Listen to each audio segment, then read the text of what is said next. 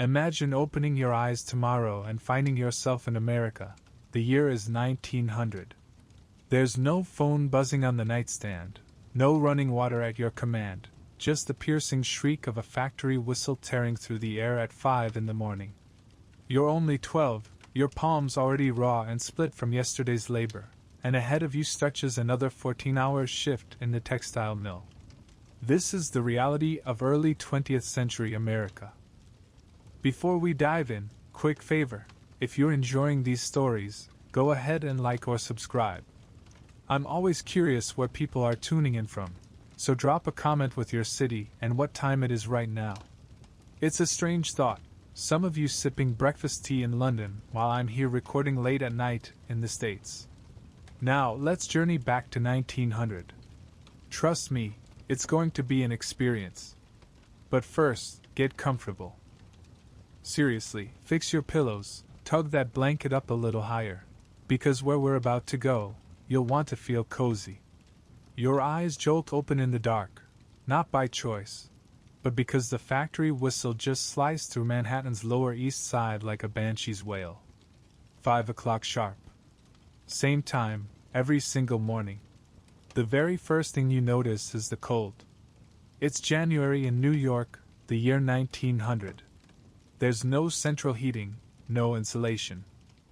Just you, 2 younger siblings pressed close, and one flimsy blanket thrown over a mattress stuffed with corn husks. Yes, corn husks. They crunch every time you shift, and after a few months they break down into dust. Still, it beats lying on the bare floor. You're 12 years old. Your real name is Yeppy, though at the mill everyone calls you Joey. 3 years ago, your family crossed the ocean from Italy, hoping for a better life. The American dream, right? Your little brother Marco presses tight against your back, soaking up your body heat. He's only 9, thankfully still too young for the factory floor. At your feet, curled small like a kitten, lies your sister Anna, just 7 years old. The 3 of you share the same thin mattress.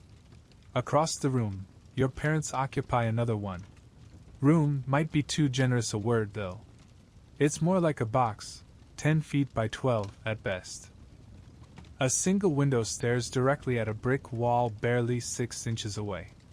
This is where your entire family lives, eats, and breathes. Then the smell hits you. It's layered, almost overwhelming. There's the damp mildew from walls that never quite dry. The sour reek of the chamber pot in the corner, waiting until someone has the strength to lug it down 4 flights of stairs to the courtyard privy. Add the odor of unwashed skin, because a bath here means carrying buckets of water up those same stairs, heating it on the stove if coal is available, and even then it's more about smearing the dirt around than actually getting clean. But above all, it's the heavy, human smell of too many bodies crammed into too little space. And it's not just your family.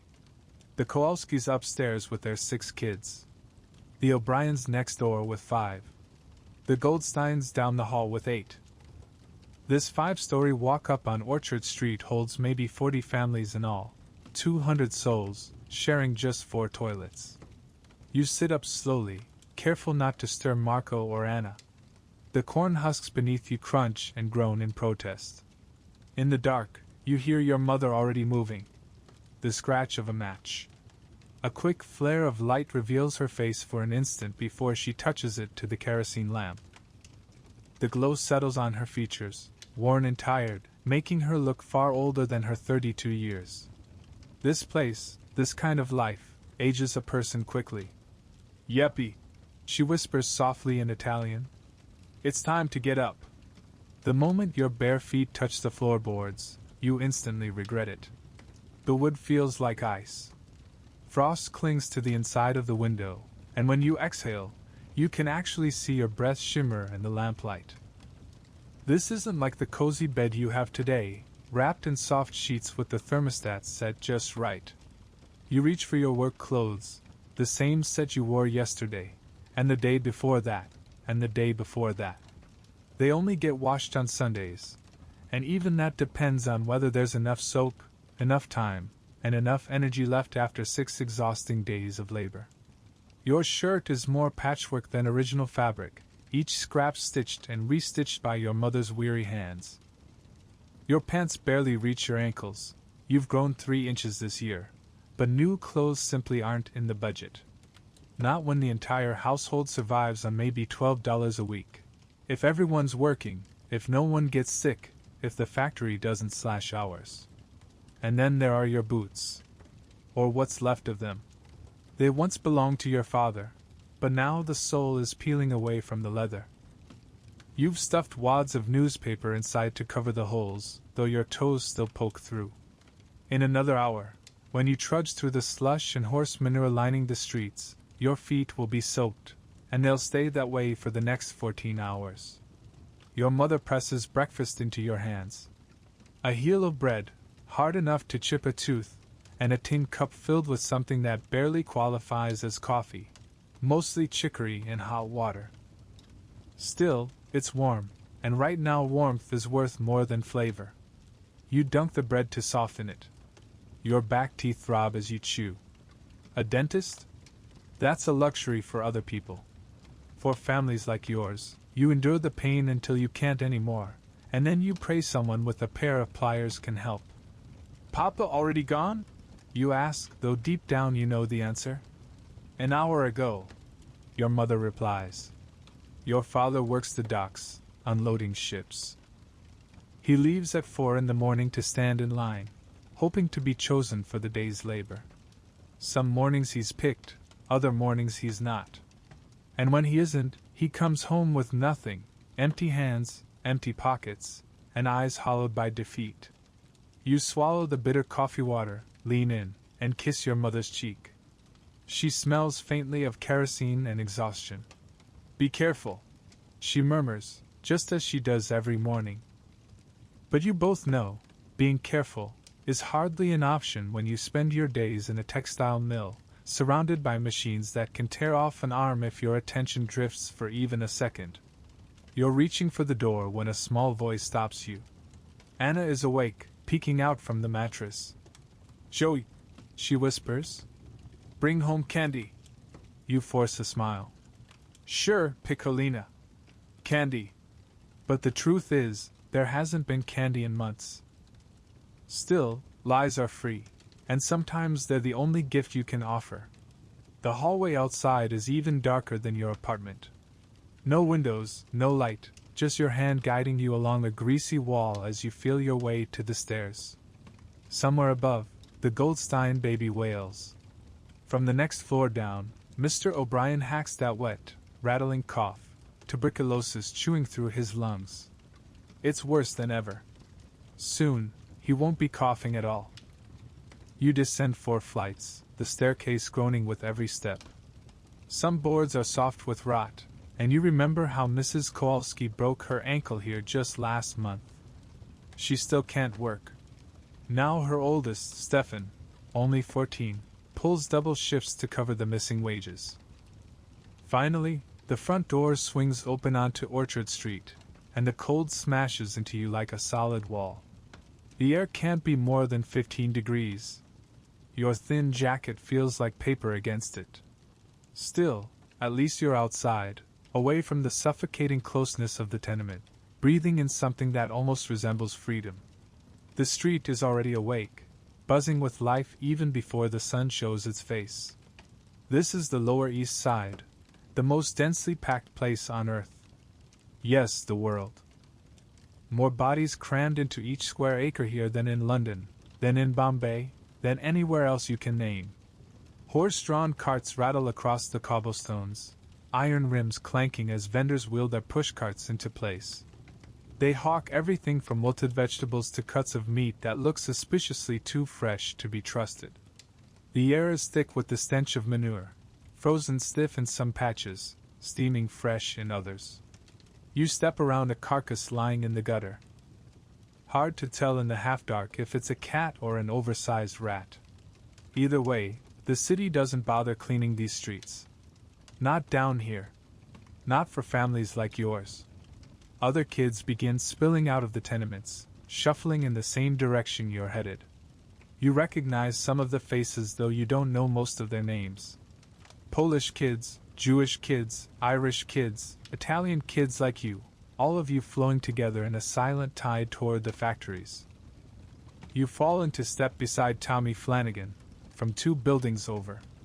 He's 13, a veteran of the mills with 3 years already behind him. Last summer, the loom caught his hand, tore off 2 of his fingers. The company gave him 2 days to recover. No pay, of course. Cold enough to freeze the balls off a brass monkey. Tommy mutters, his breath puffing white clouds into the bitter air. At least we're not in the coal mines, you reply. And it's true. Your cousin Salvatore, only 11, works the anthracite mines in Pennsylvania. 12 hours a day in near total darkness, picking slate from coal. His letters, when he can find someone to write them, paint a picture of a life that sounds like its own circle of hell. At least here, you see the sun. Sometimes, if you're lucky, you even pass a newsboy on the corner, maybe 8 years old, already shouting headlines at the top of his lungs. Spanish flu spreading in Europe. Roosevelt calls for reform. 2 cents, get your papers.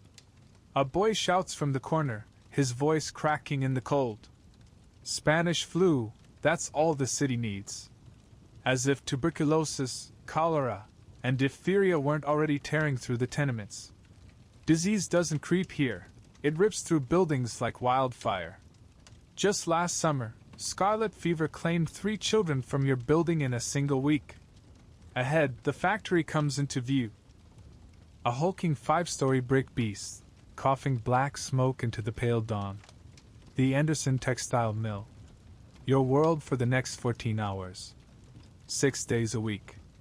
52 weeks a year. No vacation. No sick days. If you stop working, you stop eating. It's that simple. Children stream toward the entrance, some no older than 7 or 8. Officially, it's against the law now. Officially. But foremen don't care about birthdays. They care about hands, whether they're small enough to tie threads, quick enough to untangle snarls, or slim enough to crawl beneath the machines. They care about desperation, and desperation will work for $3 a week. You, at 12, make 4. Veteran wages. Your mother says you should be proud that you're carrying your share, helping the family survive. But survive for what? To wake up tomorrow and do it again. To watch Anna's eyes turn flat when it's her turn next year. To grow old before your time, like your father, 40 years on paper but looking closer to 60, worn to the bone by labor that gives just enough to keep breathing? The factory whistle splits the air again. 5:30 sharp. Time to clock in. And for just a second, your mind drifts to your Rio bed, your bed now. Warm. Soft. Safe. A phone on the nightstand, its alarm something you can snooze if you want. A job that doesn't demand your life in exchange for pennies. Labor laws that guarantee no more than 40 hours without overtime. We fought for those. We won, eventually. Kids like Joey. Kids like Tommy, missing 2 fingers. Kids like the dozens of small bodies shuffling into the factory before dawn. They endured, they broke, some of them even died. But in time, their pain forced change. Child labor laws, safety rules, the 8-hour workday. That's all in the future, though. Right now it's January, 1900, and you're 12 years old, about to be swallowed whole by the factory doors. Inside the foyer, the air is only a shade warmer than the street. You can still see your breath fogging in front of you, but at least the wind no longer slices through your thin jacket. Against the wall stands the time clock, looming like a judge about to pass sentence. You join the line of children waiting to punch in, watching the older workers shuffle past. Adults, teenagers, anyone over 14 counts as senior staff. They look ancient, their faces hollowed and creased, though most are probably no older than their early 30s. The mill does that. It ages you fast, draining years with every lungful of cotton dust, every hour hunched over the machines, every day without sunlight. Move it along, rats! A voice barks. That's Mr. Kowalski, the floor supervisor. No relation to your upstairs neighbors, just another Polish name in a city full of them. He's built like a brick wall, easily 6 feet tall, the kind of man who got his authority not through skill but sheer meanness. He always carries his favorite tool of the trade, a solid oak stick, 3 feet long, used to motivate workers into moving faster. Finally, it's your turn. You slide your card into the clock. The stamp reads 5:31 a.m. 1 minute late. That's a penny cut from your pay. Doesn't matter that you were stuck waiting in line. Doesn't matter there's only one clock for 200 workers. Late is late. Then you step onto the main floor of the mill. And it slams into you like a wall. The noise hits you first. A storm of sound, hundreds of power looms hammering and shrieking in unison. Metal clatters against metal, wood rattles, belts whine. The roar is constant, suffocating. By 40 you'll be deaf. That's the reality here. Your grandfather back in Italy worked the fields, lived into his 70s, and could still hear the songs of birds. Here, that kind of future doesn't exist. And then there's the cotton dust. It hangs in the air like fog, only heavier, a fog that sinks deep into your lungs and never leaves. They call it mill cough. Everyone has it. That dry, hacking rattle that follows you home, wakes you up in the night, grows worse year by year until it doesn't anymore. Heat radiates off the machinery, already thickening the air. In another hour, it'll be sweltering. In the summer months, kids collapse on the floor from heat exhaustion. In the winter, it's a cruel rhythm, frozen when you arrive, boiling alive inside, frozen again the moment you step back out. Your body doesn't adapt. It just learns to endure. You weave your way to your station. You're a duffer now, a small step up from being a sweeper. Sweepers are the youngest, sent crawling under the moving machines to clear out cotton buildup. Every week, someone's hair gets caught, or their hand, or worse. As a duffer, your job is to remove the full bobbins from the spinning frames and replace them with empties. It sounds simple, but it's not. The machines never stop, not for a second. You have to dart in, pluck out the full spool, slide in the empty, all while gears and spindles whirl at hundreds of revolutions per minute. One slip, one moment's distraction, and you could end up like Tommy, missing pieces of yourself. Joey! You awake, or what? It's Marie, the Irish girl working the frame beside yours. 11 years old, already 2 years into this life. Marie's red hair is tied back so tight it looks painful. She's kept it that way ever since she watched Lucy Brennan get her scalp torn clean off when her braids were sucked into a gear. Yeah, I'm awake, you mutter, stepping into position.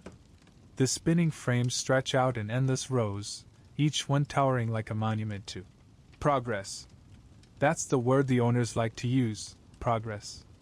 These machines can outspin 100 workers with their bare hands. But they still need children to tend them. Children with small fingers for the delicate snags, with short bodies that don't demand adult wages. You settle into the routine. Watch the bobbin swell with thread. Wait for the split-second moment. Dart in, swap the full bobbin for an empty, dart back out. Then do it again. And again. 14 hours of that dance. Within minutes, sweat soaks your shirt despite the icy morning outside. The work never stops. No sitting, no resting. If Mr. Kowalski spots you standing still, you'll feel his oak stick crack across your back, or worse, you'll be tossed out altogether. And for every one kid fired, there's a line of hungry replacements outside the factory gates. Cotton fibers drift through the air like snow. It would almost look beautiful, if it wasn't slowly choking you. You tie a handkerchief across your mouth and nose, but it barely helps.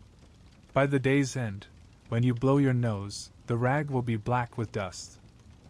Around you, the mill is a kind of symphony, only the music is misery. Kids hacking through the cough they'll never shake. Machines shrieking without pause. supervisors barking orders. And underneath it all, the relentless clack clack clack of the looms, like some giant clock ticking away the hours of your childhood. This isn't like your job now. Your job probably gives you breaks, enforces safety laws, makes sure you don't die on the clock. Here, you're not a person. You're a part of the machine, an expendable part. Heads up! You glance over. Little Michael Ollie is struggling with a loaded bobbin. He's 8 years old. Michael shouldn't even be here. He's only 8. But last month his father died in a construction accident, and now his mother needs whatever pennies he can bring home. The bobbin he's wrestling with is nearly as big as he is. You want to step in to help, but you can't leave your station. That would cost you another penny off your wages, another step closer to your family going hungry. So you watch as his thin arms tremble under the weight. This is childhood in 1900. Not classrooms. Not playgrounds. Not afternoons of safety and love. This is childhood. And yet these kids, Joey, Marie, little Michael, they're tougher than anyone gives them credit for. They endure a world that would shatter most grown men. And some of them, not many but enough, will carry that toughness into the future. 20 years from now, a handful of these mill children will rise as union organizers. 30 years from now, they'll be pushing laws through Congress to end child labor. 40 years from now, they'll make sure their own children never have to see the inside of a factory. But that's all ahead. Right now it's 6 o'clock in the morning, and you're 12 years old, standing in a New York textile mill with 13.5 hours still to go. By 6:30, the mill is fully alive, every machine roaring, every worker at their station. Cotton dust hangs so thick in the air that the far wall is a blur. Your throat scratches with that familiar burn. Between bobbin changes, Marie leans toward you. You hear about the Moski girl? You shake your head, hands still working. Always working. Caught her hair yesterday, Marie says flatly. Second shift. Pulled half her scalp off before somebody hit the stop. The emergency stop, yeah, you know the one. It takes 4 grown men and a crowbar just to get the thing engaged. Every minute it sits idle bleeds $5 out of the company's pockets, so no one dares touch it unless someone's on the brink of dying. And truth be told, sometimes not even then. She alive? You ask. Yeah. But she's never coming back to work. There's no workers' comp in 1900. If you get hurt, you're finished. Your family has to pray someone else can pick up the slack, otherwise it's the poorhouse, or worse. It's only 7 in the morning, and already your fingers feel raw. Cotton fibers cling like tiny needles, digging beneath your fingernails, worming into every cut and scrape. By the time the whistle blows tonight, your hands will be bleeding. They always are. Little Michael Ollie is having trouble again. The boy is far too small for this work, even by the brutal standards of child labor. You catch him stretching for a high bobbin, balancing on his tiptoes, his whole body trembling to keep steady. Then it happens. His sleeve snags. You yell, but the roar of the machines drowns out your voice. The spinning frame begins to drag him in. His eyes go wide with pure terror. Without a thought, you bolt from your station and lunge toward him. You seize his free arm and pull with everything you've got. The machine is stronger, relentless, but desperation gives you an edge. The sleeve rips, and Michael goes tumbling backward, straight onto you. Both of you crash hard onto the floor. He's sobbing, but he's still whole. Every limb intact. That's all that matters. Then a shadow looms. Mr. Kowalski towers above, his stick raised. His sleeve got caught, sir. I was just... Your words barely leave your mouth before the stick cracks against your shoulder. Pain explodes down your arm like fire. You left your station. That's 2 pennies. And you? Kowalski swings the stick toward Michael. Quit that crying or you're out. Michael swallows his sobs, trying to hold them in. He's 8 years old. 8. And this is what they call progress in 1900. This is how America forges itself into an industrial giant, on the tears of 8-year-olds, the blood of 12-year-olds, and the wrecked bodies of anyone too poor to escape. It's 7:30 now. Your shoulders still throbbing from the blow, but you keep at it. Slowing down isn't an option. The Bobbins don't care if you're hurt. There's a new face today. A little girl, can't be more than 7. She's starting out with the sweepers, crawling on hands and knees under the machines with just a brush and a pan. Her mother works 3 rows over, glancing nervously between her own quota and her daughter. The girl's name is Sophia. A Greek family, fresh off the boat. She doesn't know a word of English yet, but she doesn't need to. The machines speak their own universal language: work or starve. You watch Sophia squeeze beneath a running loom, her tiny head only inches from the iron teeth that could crush her skull like an eggshell. Her mother's hands tremble as she ties threads and feeds spindles. The first day is always the worst. After that, the fear fades, replaced by numbness. 8 o'clock, 2.5 hours down. 11.5 more to go. Your back is screaming already. The human body isn't built to stand in one position for 14 hours, repeating the same motion over and over. And you? You're only 12.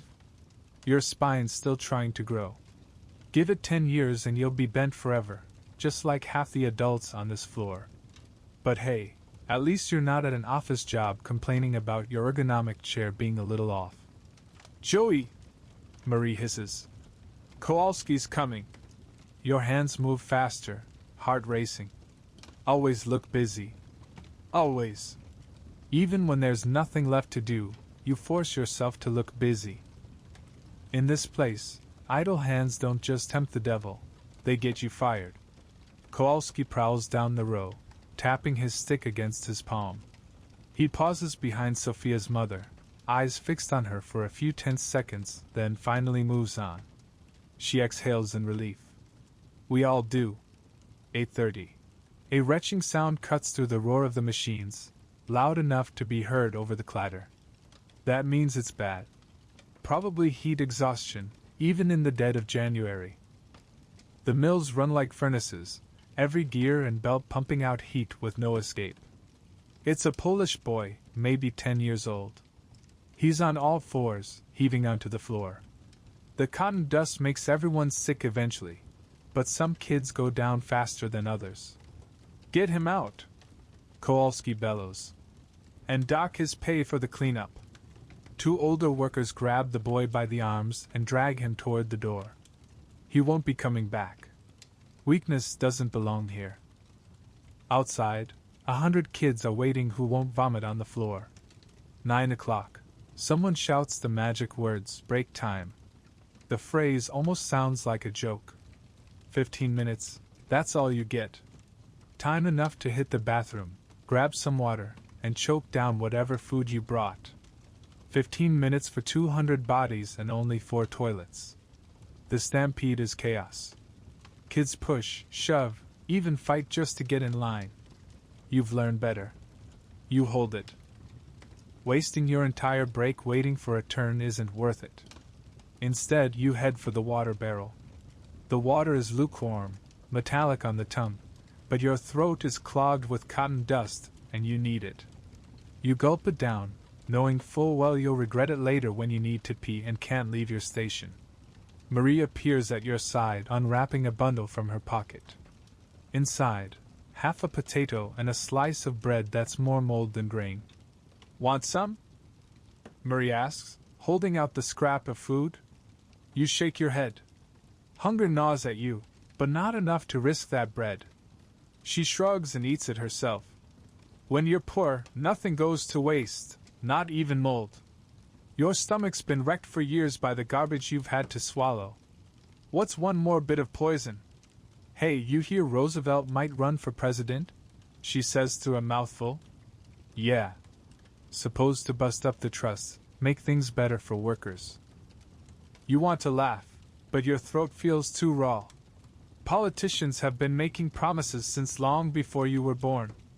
Yet here you are, 12 years old, trapped in a textile mill earning pennies, while men in New York mansions strike matches on dollar bills to light their cigars. Maybe, you mutter. Because really, what else is there to say? Hope is all most of us have left. 9:15, back to work. The frames roar louder after break, or maybe your ears just grew soft from 15 minutes of quiet. The ringing returns, drilling into your skull. These days it never really leaves.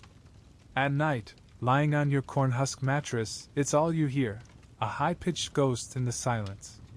Now there's a new problem. One of your bobbins keeps jamming, threads snapping again and again. If you can't fix it, production slows. If production slows, Kowalski notices. And if Kowalski notices, well, you know what comes next.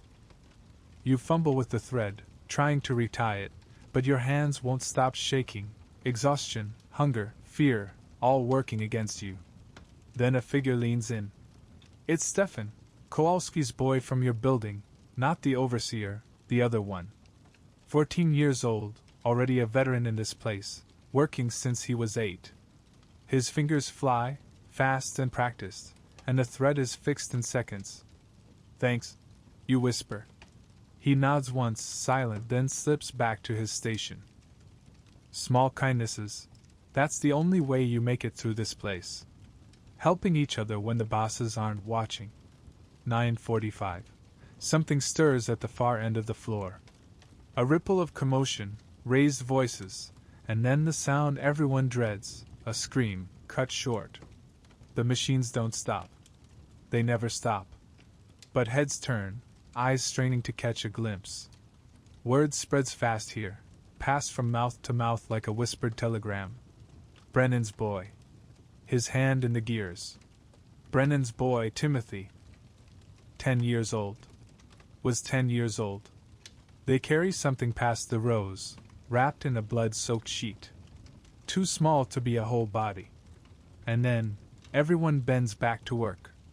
What else can you do? Stop to mourn and you lose a penny. Let anger show, and you lose your job. So you work, and you push Timothy Brennan out of your mind, even though you know he had a little sister named Ruth. She'll probably be here next week, taking his place because the family still needs the wages. This is America in 1900. The land of opportunity. The shining golden door. The country where the streets are said to be paved with gold. And maybe they are, gold streaked with the blood of 10-year-olds. 10 o'clock, 4.5 hours gone. Your hands are bleeding now, right on schedule. The cotton fibers have chewed straight through your calluses. You smear the blood on your pants and keep moving. Sophia, the new Greek girl, is crying beneath the machines. Silent tears only, because noise gets you fired. Her little hands are stained black with oil and cotton dust. She doesn't understand why she can't just go home. She doesn't realize this is home now. 14 hours a day, 6 days a week. Her mother can't go to her. Can't gather her up, can't whisper comfort, can't even wipe her tears. All she can do is keep working and pray her daughter survives long enough to grow numb like the rest of us. You remember your own first day. You cried too. Everyone does.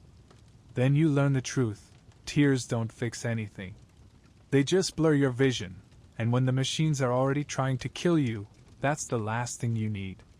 Hey, kid, you murmur when Sophia crawls past again, your voice low so Kowalski won't hear. She glances up with wide brown eyes. You don't share a language, so you show her.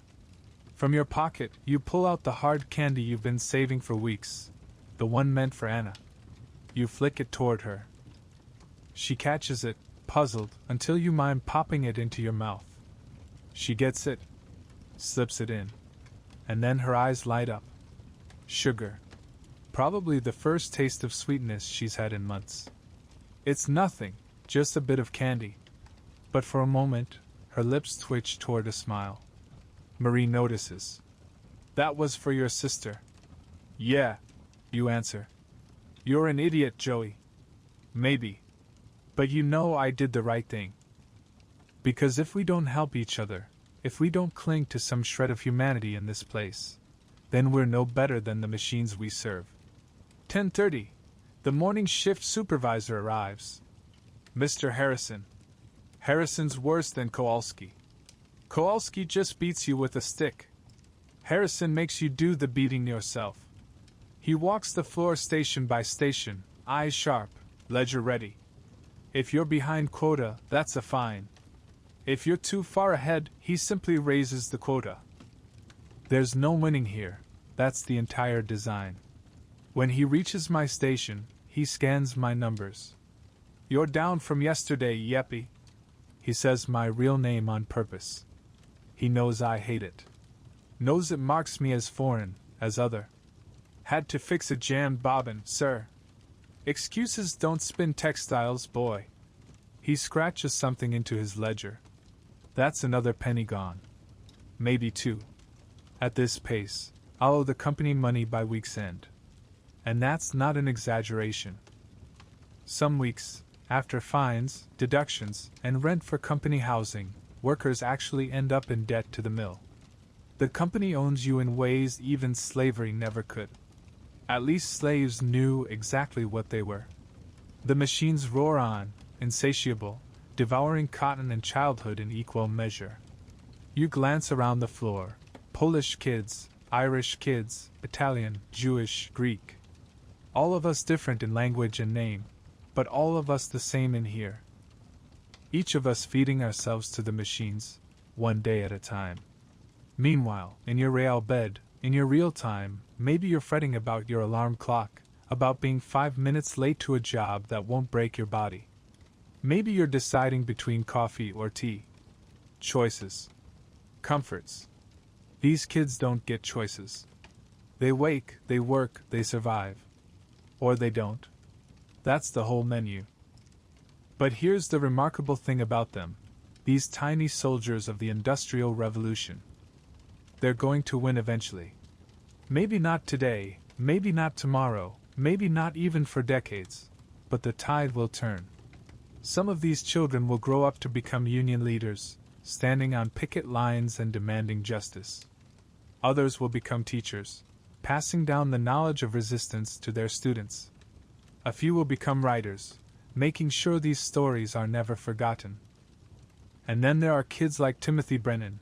He lost his hand just this morning, whose names end up as statistics. Statistics so tragic and undeniable that they finally push the world to change. The Factory Acts, the Fair Labor Standards Act, OSHA, every law protecting workers will be written in the blood of children and in the endless grind of 14-hour days. But that's all far off.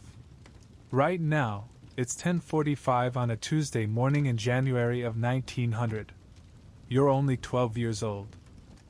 Your hands are split and bleeding, and there are still 9 more hours before you can leave. By 11 o'clock, the sun climbs high enough to send a few weak rays through the filthy mill windows. They cut through the gloom like thin blades of gold, carrying with them clouds of cotton dust. It drifts in the air like snow that never falls, beautiful in a way, if it weren't also filling your lungs and tearing them apart with every breath. The heat has become unbearable. Outside, it may be January cold, but in here it feels like summer, easily pushing past 80 degrees. The machines roar like furnaces, pouring out heat, and with 200 bodies packed together, the room turns into its own private hell. Stefan hobbles past you, pushing a cart stacked high with empty bobbins. He's limping badly. You mouth the words, "What happened?" He only shakes his head, as if to say don't ask. Still, you notice the dark stains spreading across his boot. He probably dropped something heavy on his foot. Maybe a toe is broken. Maybe 2. But he won't stop. He'll keep working, because stopping isn't an option. And that's the truth people never talk about. Not just the dramatic accidents, the ones that take a hand or a life. It isn't just the big disasters that break people here, it's the constant stream of little injuries that never truly heal. The small cuts that split open again every shift, The bruises that bloomed black, then green, then yellow before new ones replaced them. The sprains you wrap up and ignore, the broken toes or fingers you just work through because taking a single day off could mean your family goes hungry. By 12 years old, your body already looks like a map etched by the machines of industrial America. There are scars carved into your palms from the sharp cotton fibers, a shiny burn mark on your forearm from brushing too close to a steam pipe, and that strange crooked bend in your pinky finger, the one that got caught in a bobbin until you yanked it out fast, because stopping to untangle it properly would have gotten you fired. Somewhere nearby, Marie hums a tune under her breath. The machines almost swallow it, but you can just make out the melody, an old Irish song her grandmother passed down to her. She sings when she doesn't want to think too much. About her brother Patrick, drafted off to fight in the Philippines.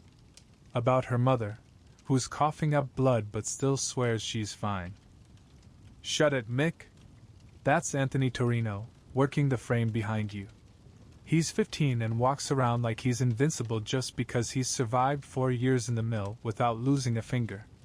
Marie waits until Kowalski's turned away, then flips him off. Shut it yourself, she snaps back. They despise each other, or at least, that's how it looks. But really, that bitterness is just fear wearing a mask. Every one of you is scared, of the machines, of the overseers, of ending up like Timothy Brennan, bleeding and broken before lunchtime. So instead, the fear gets turned sideways, aimed at each other. Irish against Italian, Polish against Jewish, as if picking fights among yourselves could somehow give you back a little sense of control. But it doesn't. It never does. By 11:15, another misery creeps in. Your bladder feels ready to burst. That gulp of water you took at break was a mistake you're paying for now. But stepping away from your station means losing money, and you're already behind. 4 pennies? Maybe 5? You've lost track. So you grit your teeth, hold it in, and let your mind drift to your real home, in your real time. You probably have 2 bathrooms there, maybe even 3. Clean, private spaces with doors that lock. Toilet paper that isn't yesterday's newspaper. Here there are 4 pretties for 200 workers. No doors, no privacy, and the stench, good God, the stench could drop a horse. Joey.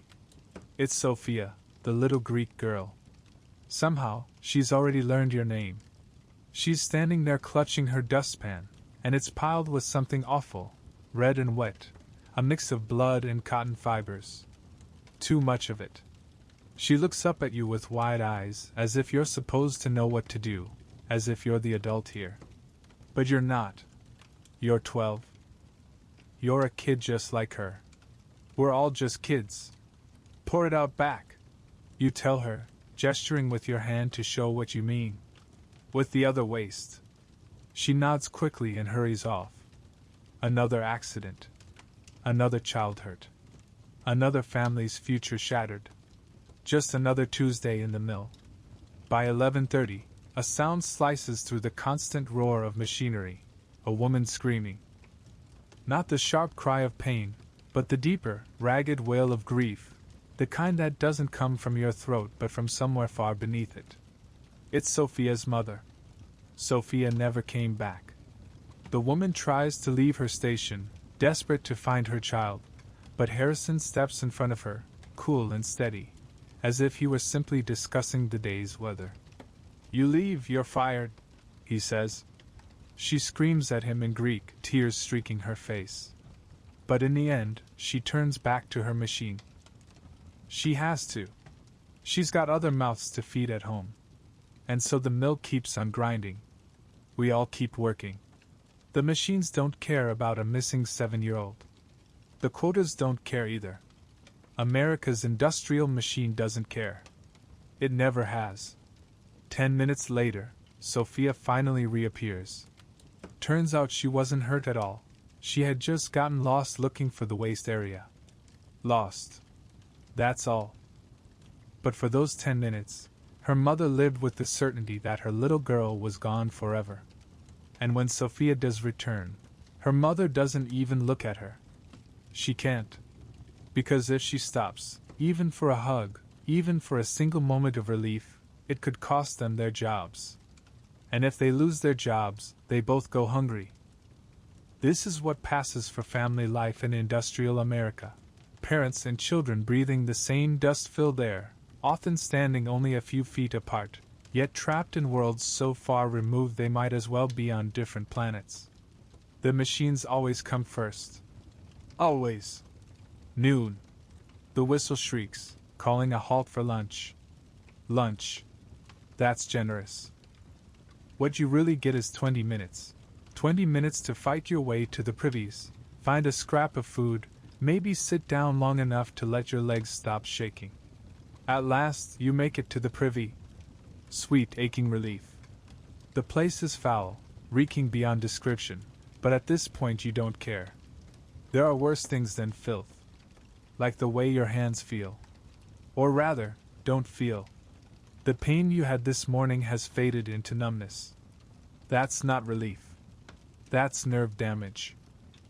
And nerve damage is dangerous. It means you might not notice when your fingers drift too close to the gears next time. Stepping outside the mill for the first time since dawn, the cold air smacks you across the face like a slap. But it's clean. No cotton dust choking your lungs. For the first time all day, you can actually breathe. Clusters of children huddle on the frozen ground, unwrapping what little food they brought. Some unwrap nothing at all. They just sit quietly, watching the others eat. Pride keeps them from asking for a bite, but the hunger in their eyes says everything. You've got half a piece of bread. Your mother pressed it into your hand this morning. It was supposed to last the entire day, but your stomach feels like it's chewing itself to pieces. You tear off a small corner and force yourself to chew slowly, to pretend the meager bite is enough. To make it last. Tommy Flanagan drops down beside you, his mangled hand wrapped in nothing more than a filthy rag. "You hear about Brennan's boy?" he asks. "Yeah." Hand got sucked straight into the gears. Tore it clean off at the elbow. Jesus. He shakes his head. His old man came storming in, screaming at Harrison. Took 3 men to drag him out. Says he's gonna sue. Tommy lets out a laugh, but it isn't laughter anyone enjoys. Sue with what? He's got no lawyer, no money. And even if he did, they'll just say the same thing they always say, worker negligence. That phrase sticks in your throat. Worker negligence. A 10-year-old boy loses his arm, and the blame gets pinned on him for not being careful enough around a machine that could tear a grown man to pieces. Tommy leans in closer, lowering his voice. You hear the strike talk? You frown. Strike talk? What's strike talk? Some of the grown-ups are whispering about walking out. Demanding shorter hours, maybe even safety guards on the machines. He pauses, almost daring himself to believe it. Probably just a dream. But you remember that place in Chicago? Pullman? Workers actually did it there. Shut the whole place down. Course, the army rolled in, broke it apart. Lot of people died. Of course they did. That's how it always ends. Workers stand up and demand to be treated like human beings, and the government sends soldiers to remind them they're not. Still, the thought lingers. The idea of it, everyone refusing, everyone standing together, the machines falling silent. It's dangerous, the kind of thought that gets you blacklisted, or worse. But once you imagine it, it's hard to let it go. 12:15. Back inside. The afternoon is always the hardest part of the day. You're tired. You're hungry. And the heat never stops rising. By 2 o'clock, it'll be pushing past 90 degrees in here. Kids will start dropping from exhaustion. It happens every single summer. Even in winter, the mills can feel like furnaces when the machines run hot enough. You take your place at the station. Marie's already there, working, but something about her is off. Her hands are trembling. You okay? You ask. She doesn't answer. Then you notice it. The dark stains spreading across her skirt. Blood. Too much of it. Marie, are you hurt? She shakes her head quickly, eyes fixed on the floor, refusing to meet your gaze. And suddenly you understand. She's 13. She's becoming a woman. And in this place, that means she has to stand at her station, bleeding, with no privacy, no dignity, and no recognition that her body has needs beyond feeding the machines. You want to help, but what can you do? You're 12. You barely even understand what's happening, let alone how to ease her shame. And even if you did, nothing here would change.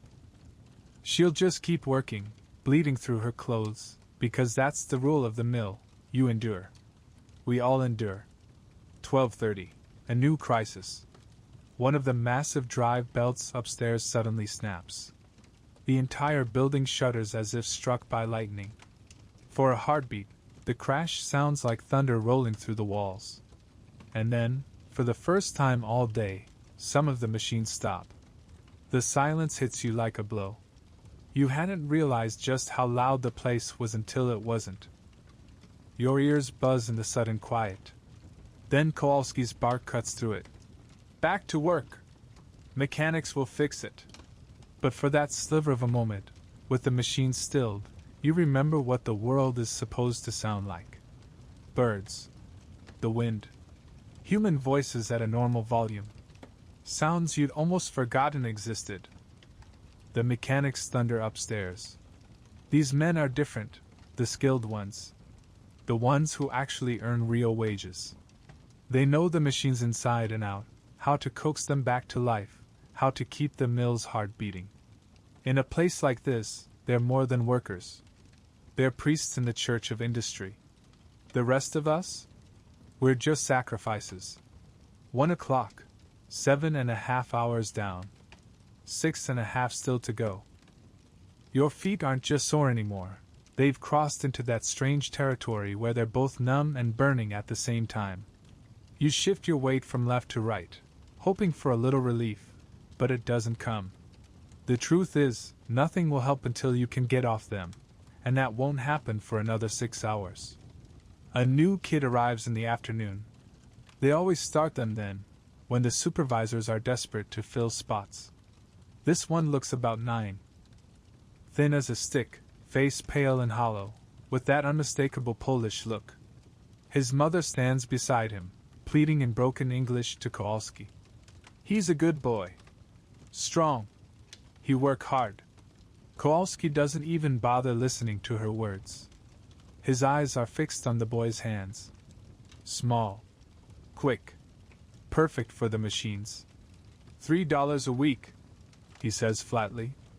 Take it or leave it. The mother nods furiously, as if Kowalski has just offered her salvation.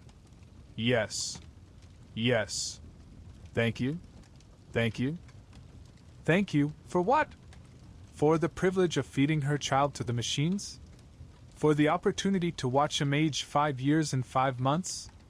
For the slim chance of keeping her family from starving just a little while longer?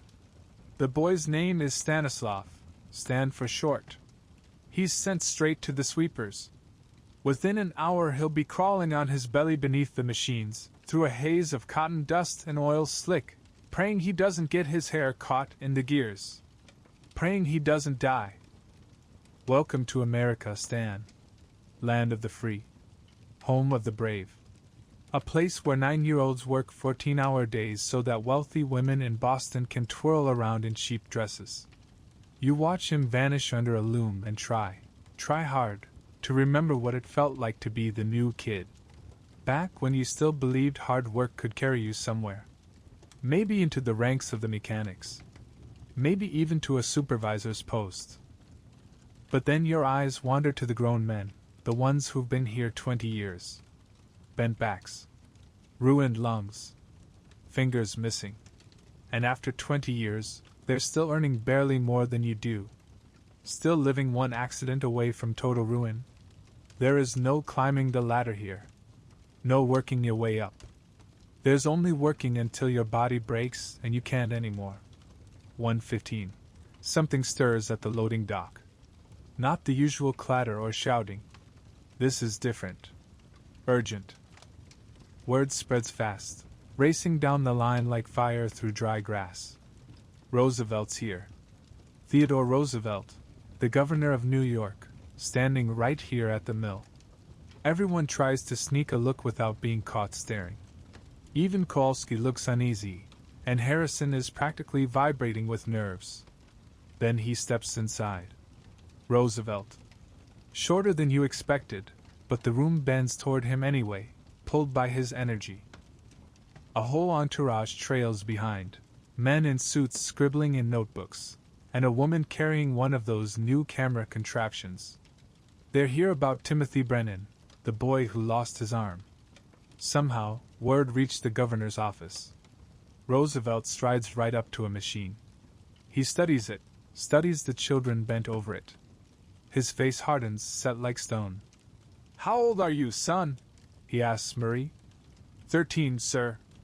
"And how many hours do you work each day?" 14, sir." He writes something quickly in his notebook, then moves on to the next child. And the next? Asking questions. Taking notes. The woman's camera flashes again and again, freezing the moment into glass plates. Finally, he reaches you. "What's your name?" "Joey, sir." "Joseph." "Italian?" "Yes, sir." "How old?" 12, sir." His eyes drop to your hands, to the raw cuts and hardened scars. His jaw tightens, lips pressed into a line. He writes more notes. Behind him, Harrison can't keep quiet. He starts babbling about progress, necessity, the glory of the American economy. Roosevelt doesn't slow down. He moves from one child to the next, asking questions, jotting notes, his pen scratching furiously across the page. Then he stops in front of little Stan, the new boy, just as the child crawls out from beneath a loom, face streaked with oil and cotton dust. "This boy can't be more than 9, Roosevelt mutters. "He's small for his age," Harrison blurts quickly. Roosevelt's eyes cut toward him, sharp as a blade. "I wasn't talking to you." The room goes still. Even the roar of the machines feels quieter, like the mill itself is listening. Roosevelt bends down so he's eye level with Stan. "How old are you really, son?" Stan's gaze darts to his mother, fear plain in his eyes. She gives a tiny nod. 9, sir." Roosevelt rises, turning slowly toward Harrison. His voice is steady, but there's steel beneath it. "This ends." "Sir, you must understand." Harrison stammers. "These families need the work. They depend." "Children." Roosevelt snaps, his anger flaring. "These are children. If their families need money, then pay the adults enough so they don't have to send their babies into these factories." The anger in him is alive, thrumming just under the surface. He holds himself tight, but you can feel the storm pressing against the edges of his control. "Change is coming," he says, loud enough for the whole mill to hear. "I promise you that." And then he's gone. Just like that. A whirlwind blowing through and out again. For a long moment, no one moves. It's as if the echo of his words is still hanging in the air. Then crack. Kowalski's stick slams against the workbench. "Back to work." Show's over. Quotas don't fill themselves. And so we do. Because Roosevelt may have left, but we're still here. Still poor. Still starving. Still bound to these machines. But something lingers, like the heaviness before a storm breaks. "Change is coming," he said. "Maybe it is. Maybe it isn't. Either way, you've got 5.5 hours left in your shift." 1:30. Roosevelt's been gone 15 minutes, and already it feels like he was never here. The machines don't care about governors. The cotton doesn't care about promises. And Harrison prowls the floor with vengeance, desperate to claw back the authority he lost in front of the great man. "You think that changes anything?" Harrison's voice cuts through the air. He isn't talking to anyone in particular. He's talking to all of us. You think some politician's going to shut us down? This mill feeds 800 people. 800 families with bread on their tables because these machines run. He stops at my station, eyes boring into me. You want to go back to Italy, Yeppy? Back to starving in Sicily? I don't look up. I keep my eyes locked on the work in front of me. Because no answer is safe. Say yes, and he'll call me ungrateful. Say no, and he'll sneer that I should be thankful. Silence is the only option. That's what I thought, he mutters, moving on. But the message is clear. We're trapped. Every one of us. The mill knows it. Harrison knows it. And deep down, even Roosevelt probably knows it too. You can't just rip children out of the mills without ripping apart half the families in New York. 2 o'clock. The heat is unbearable now. Outside, it's still January. But in here, it might as well be August in hell. Sweat drips from every face. The smaller kids sway where they stand, their knees buckling as the furnace-like air closes in. Then it happens. Little Stan, the new boy, collapses. One moment he's sweeping under a machine, the next he's face down on the floor. His mother screams and bolts forward. Stay at your station, Kowalski bellows. But she doesn't listen. She dives under the machine, dragging her son out by his arms. His chest still rises, but his lips are tinged blue. Heat exhaustion. Maybe worse. Get him water! Someone shouts. Take him outside, another yells. But his mother doesn't move. She cradles him in her lap, rocking back and forth, whispering something in Polish over and over again. A prayer, maybe. Or a curse. In this place, it's hard to tell the difference. And then Harrison appears, eyes locked not on the boy, but on her. You left your station, he says. The woman lifts her eyes to Harrison. And in them, something I've never seen before. Not fear. Not anger. Something colder. Something hollow. Fire me, she says. Clear, steady English. Fire me. And he does. Just like that. Her and her boy, both gone in an instant.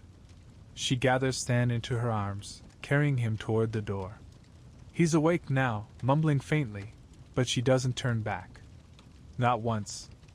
That's 2 workers lost. 2 quotas left hanging. But the machines wait for no one.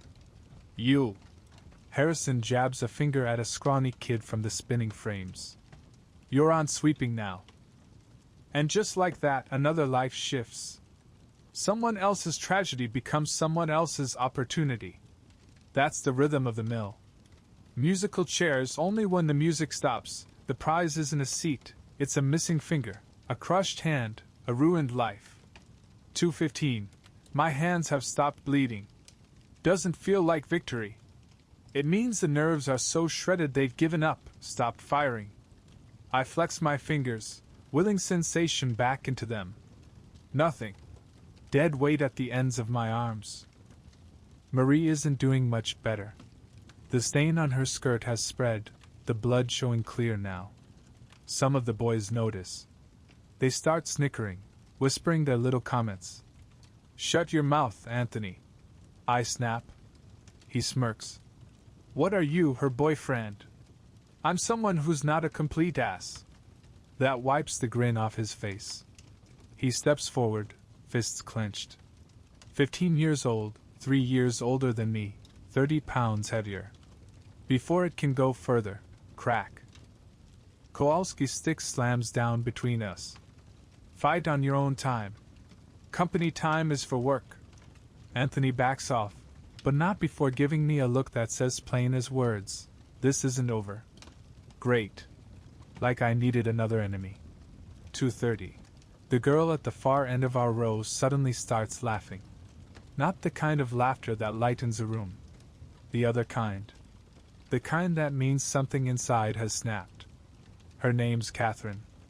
4 years in the mill already. She's 14 now, but she looks 40.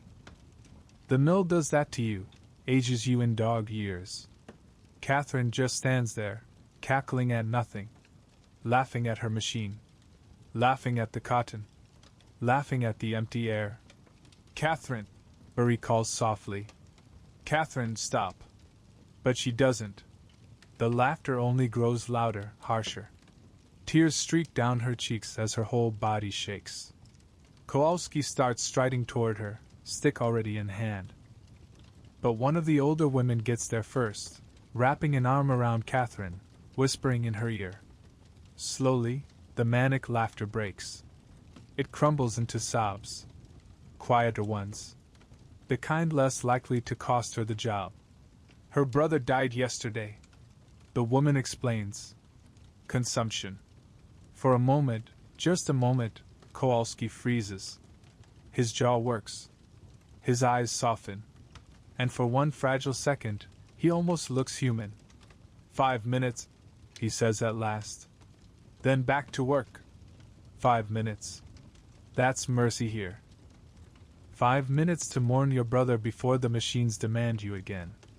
2:45. The accident whistle. That's the third one today. Average is 2. 3 means somebody's either dead or close enough to it. The machines don't stop for the whistle. They keep chewing cotton and skin alike. We've learned to keep our heads down, to keep our hands moving, even as whispers pass down the line. 3rd floor. Spinning room. New girl. How bad? Bad. Always bad. Nobody blows the accident whistle for a cut finger. You can't help but think about your real job, back in your real time. They probably have whole committees dedicated to workplace safety. Regulations. Inspections. People whose only job is to make sure nobody gets hurt. Here, the accident whistle is the safety system. It doesn't stop the work. It just warns the rest of us. Work faster, work sharper, or you might be next. 3 o'clock, 9 hours down. 5 more to go. Your feet don't feel like feet anymore. They're just throbbing stumps you somehow balance on. Your back screams.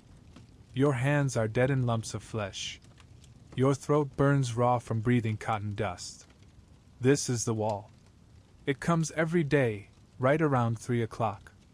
The moment your body says no more. Every nerve in your body begs you to sit. Just for a minute. Just to rest. But you know better. You've seen what happens to kids who give in, who slump down for just a minute. They don't get back up. Not as workers anyway. So you force yourself forward. You reach for that place inside, the place you go when the pain is too much. That hollow space where you're not really here anymore. Where you're just hands, just muscle, just motion. No thoughts. No feelings. Just work. That's how you survive. That's how we all survive, by not being fully present. 3:15. Marie stumbles. Not all the way down, she catches herself on the machine, but her legs buckle, and for a moment she's swaying like she'll collapse completely. Her face is pale as paper. I'm okay, she blurts fast, before anyone can react. I'm okay. But she's not. Anyone can see it. She's bleeding, she hasn't eaten, and she's been on her feet for 9 hours straight. I make a choice. A bad one. The kind that'll cost me. I need the privy, I announce. Kowalski's eyes narrow. You went at lunch. Emergency. I shoot back. He scrawls something in his ledger. That's another penny gone. Maybe 2. But I don't head for the privy. I slip into the so-called break room, where the medical supplies are kept. Medical supplies. That's a joke. It's just a box with a few rags and a bottle of something that might be alcohol if you squint. I grab a handful of clean rags, shove them under my shirt. There's half a piece of bread sitting in the corner too, probably forgotten. I take that as well. Theft. A firing offense. But Marie needs more than rules right now. Back on the floor, I pass her the rags when Kowalski isn't looking. From your boyfriend? Anthony sneers. From someone who's not garbage, Marie fires back. She ducks behind the machines for 30 seconds, then reappears, color faintly returning to her cheeks. Not healed, not safe, but a little better. The bread I slip to Marie bit by bit over the next hour. She eats without ever glancing my way, without a word of thanks. And I don't expect it. In here, thanks are dangerous. Thanks mean debt. And debt between workers can get messy fast. 3:45. The mechanics are still upstairs wrestling with that snapped belt. Every so often the whole building shivers with the clang of metal on metal. The sound is hard to place. Maybe it's the sound of America being built. Or maybe it's just the sound of children being chewed up to make it happen. Depends on how you hear it. Stefan hobbles past again, pushing his cart. His limp is worse now, his boots soaked dark with blood. You need to get that looked at, I tell him. By who? With what money? He fires back. And he's right. Doctors aren't for people like us.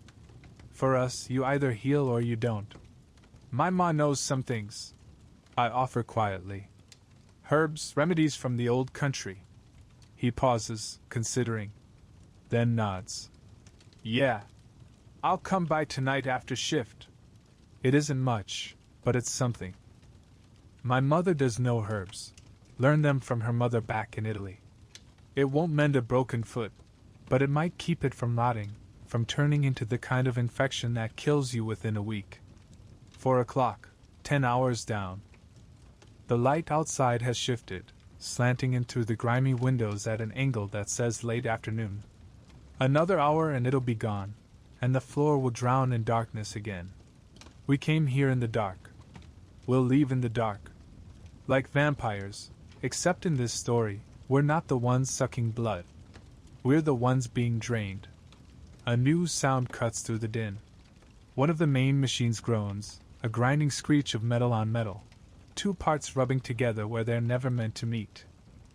Everyone hears it. Everyone knows exactly what it means. That machine's going to fail. And when it does, it won't be small. It'll go bad. But nobody says a word. Because stopping the machine means stopping production. And stopping production? That means Harrison comes sniffing around, demanding answers. And answers mean admitting you knew the machine was failing and didn't speak up sooner. That's a trap. So instead, we all just keep our heads down. Work around it. Give the thing as much space as possible. And wait. 4:15. It happens. The machine doesn't just break, it detonates. Not like dynamite, but close enough. A gear tears loose and rockets across the room, slamming into the wall just 6 inches from where a boy was standing. The machine shrieks to a halt, steam hissing, oil spraying everywhere. It's like watching a mechanical dragon collapse in its death throes. Harrison is there in seconds. His eyes skin the floor. Who was working this station? Silence. Who was working this station? He bellows again. Finally, a small hand goes up. A boy, Timothy. Not that Timothy. Not the one who lost his arm. This is another one, maybe 11 years old. Irish. Quiet. You didn't notice anything wrong? Harrison demands. The boy swallows hard. No, sir. Nothing. The machine it just broke. I don't know, sir. Harrison's face flushes purple. He knows what this means. Hundreds, maybe thousands of dollars lost. Someone has to pay. You're done. Get out. Sir, please. I need this. Out. And just like that, another kid is gone. Another family goes hungry tonight. The rest of us? We keep working. The ruined machine stays where it is, slumped and lifeless, oil pooling around it like blood from a corpse. A reminder carved in steel, when things go wrong, someone always pays. Even when it isn't their fault. especially when it isn't their fault. 4:30. Marie looks a little steadier now. The bread helped. The rags helped. But mostly, what helped was something rarer than food or bandages: someone giving a damn. Sometimes, that's enough to pull you back from the edge. Sometimes all it takes is someone noticing you're drowning, someone tossing you anything to cling to. Thanks, Marie whispers when Kowalski's all the way across the room. Don't know what you're talking about, I mutter back. And for the first time in weeks, I see it, a flicker of a smile tugging at her mouth. Almost a smile. Your sister's lucky, she says. Why? Having you for a brother. That stops me. I picture Anna, 7 years old, probably at home right now, helping Ma with the washing or sweeping the floor. But in a year, maybe 2, she'll be here. Standing where Marie stands. Bleeding where Marie bleeds. Unless something changes. Unless Roosevelt meant what he said. Unless hell itself freezes over. 4:45. The afternoon shift starts filing in. Fresh faces, fresh energy. They'll work straight through until midnight, then stagger home for a few hours of sleep before doing it all again. Some of them are heartbreakingly small. 6, maybe 7 years old. Officially illegal, but who's checking? Who's enforcing? Factory inspectors swing by maybe once a year. And Harrison? He always knows ahead of time. On inspection day, the littlest kids get hidden away, everyone's given an extra 5-minute break, and the mill gets dressed up to look almost humane. One of the new arrivals is crying. His mother's trying to explain something to Kowalski, but her English is nearly non-existent. Russian, maybe Ukrainian. The boy clings desperately to her skirt, sobbing, refusing to let go. She peels his fingers away one by one, pushes him toward Kowalski, and then walks off without looking back. The boy just stands there, shaking, tears and snot streaming down his face. 6, maybe 7 years old. First day. I remember mine, the sheer terror, the deafening roar that made you want to cover your ears, the stench that clawed at your throat, the way the adults looked through you like you were nothing more than another cog in the machine. Hey, I call softly to the boy. His head jerks up, eyes wet and wide. I pull the handkerchief from my pocket, the same one I usually press over my mouth to keep out the cotton dust, and toss it toward him. He catches it, looking puzzled. I'm wiping my nose, and he follows the gesture. Suddenly, he looks just a little less pitiful. It's nothing, really, just a dirty scrap of cloth. But when you're only 6 years old, and your mother's just abandoned you to this kind of hell, even nothing can feel like something. It's 5 o'clock now. 11 hours behind us, 3 more still ahead. The sun is sinking outside, though we only know because the thin slivers of light slipping through the grimy windows glow faintly orange.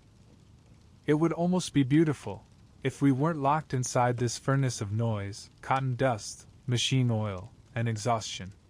My whole body feels like it's shutting down. I'm fumbling bobbins, missing changes. So is everyone else. This is the danger hour, the time when accidents happen. Too tired to move carefully, too slow to react, and that's when the machines claim another victim.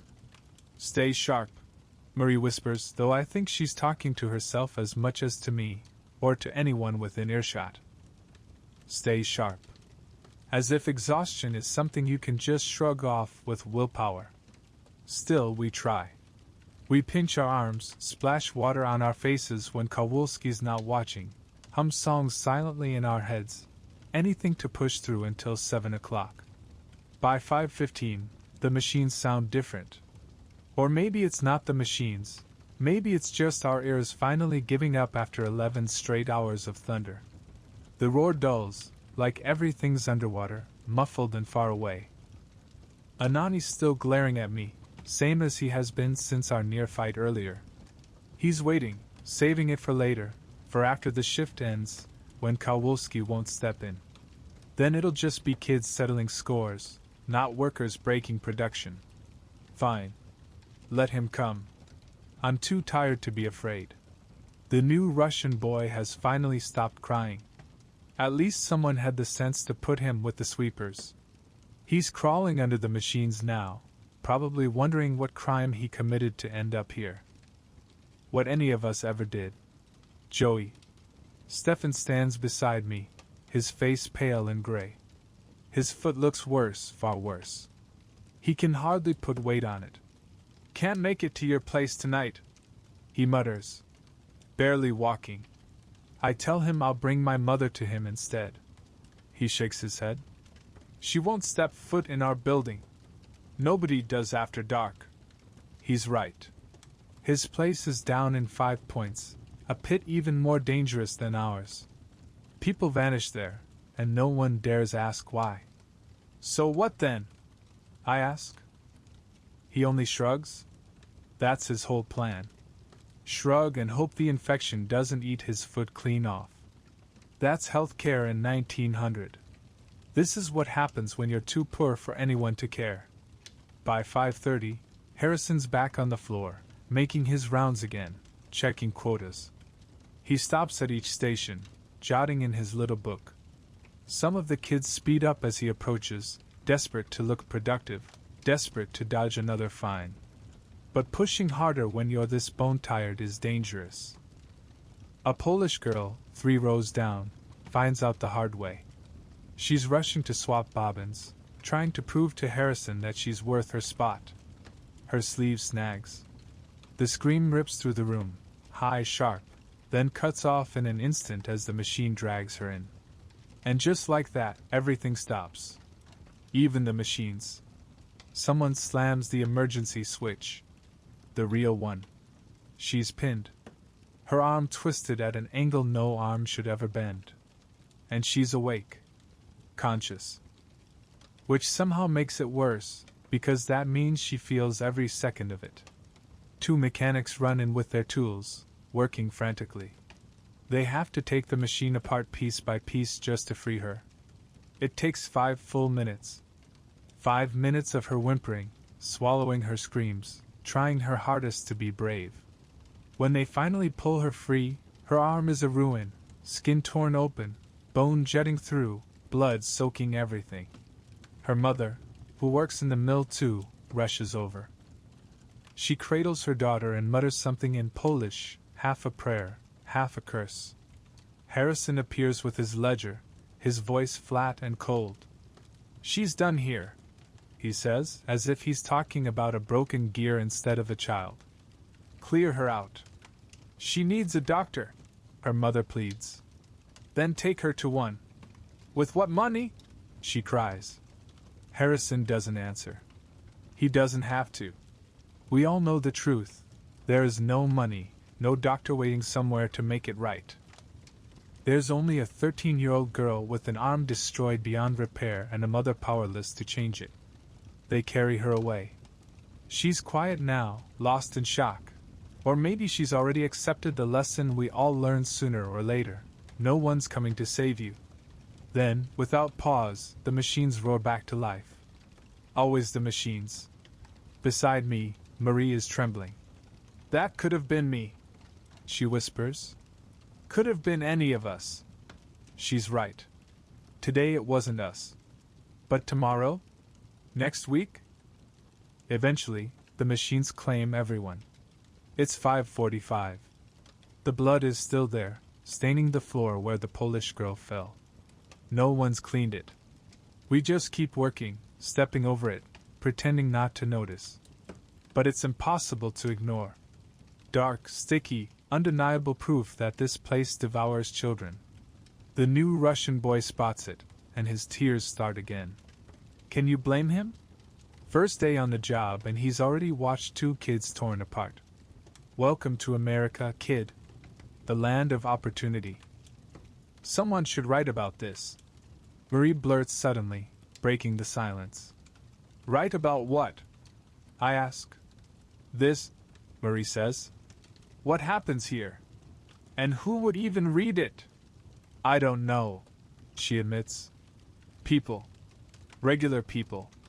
The ones buying the cloth we make. I almost laugh out loud. Regular people don't care where their fabric comes from. They only care that it's cheap. And cheap comes from our blood. Maybe that Roosevelt guy, she adds, still holding on to the thought. Maybe he'd read it. He was just here. He saw it himself. But he can't be everywhere.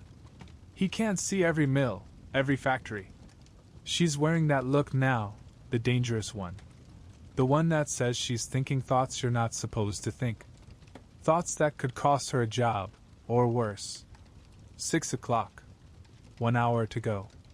My body's given up even pretending to function. Every third bobbin slips from my hands. My timing is all wrong. My fingers won't close the way they should. This is the deadly hour, the time when kids lose hands, lose fingers, when exhaustion dulls you enough that the machines win. Stay awake, I mutter to myself, not caring who hears. Talking to yourself now, yuppie? Anthony jeers. Going crazy like Catherine? At least I'm not going ugly like you. I shoot back. Weak, I know.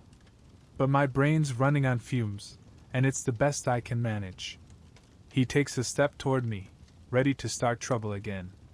And then something unexpected happens. Stefan, barely able to stand on that ruined foot, steps in between us. Leave him alone, Tony. Or what? Anthony sneers. You'll bleed on me? Or I'll tell everyone about that thing you did. You know the thing. Anthony's face strains of color. Whatever Stefan knows, it's serious. You wouldn't dare. Try me. Anthony hesitates, then retreats, slinking back to his station. Crisis avoided, for now.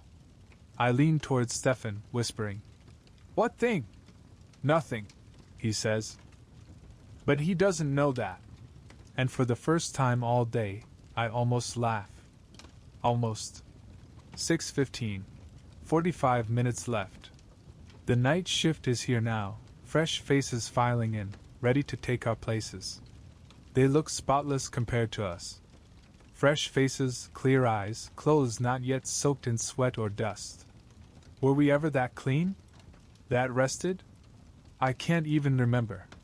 Some of them are grown men and women, actual adults, not just half-starved teenagers pretending. They take the night shift because it pays a little extra, 50 cents more. 50 cents to trade daylight for darkness. 50 cents to work when the accident rate doubles, when exhaustion gets so deep your mind starts playing tricks on you, showing you things that aren't even there.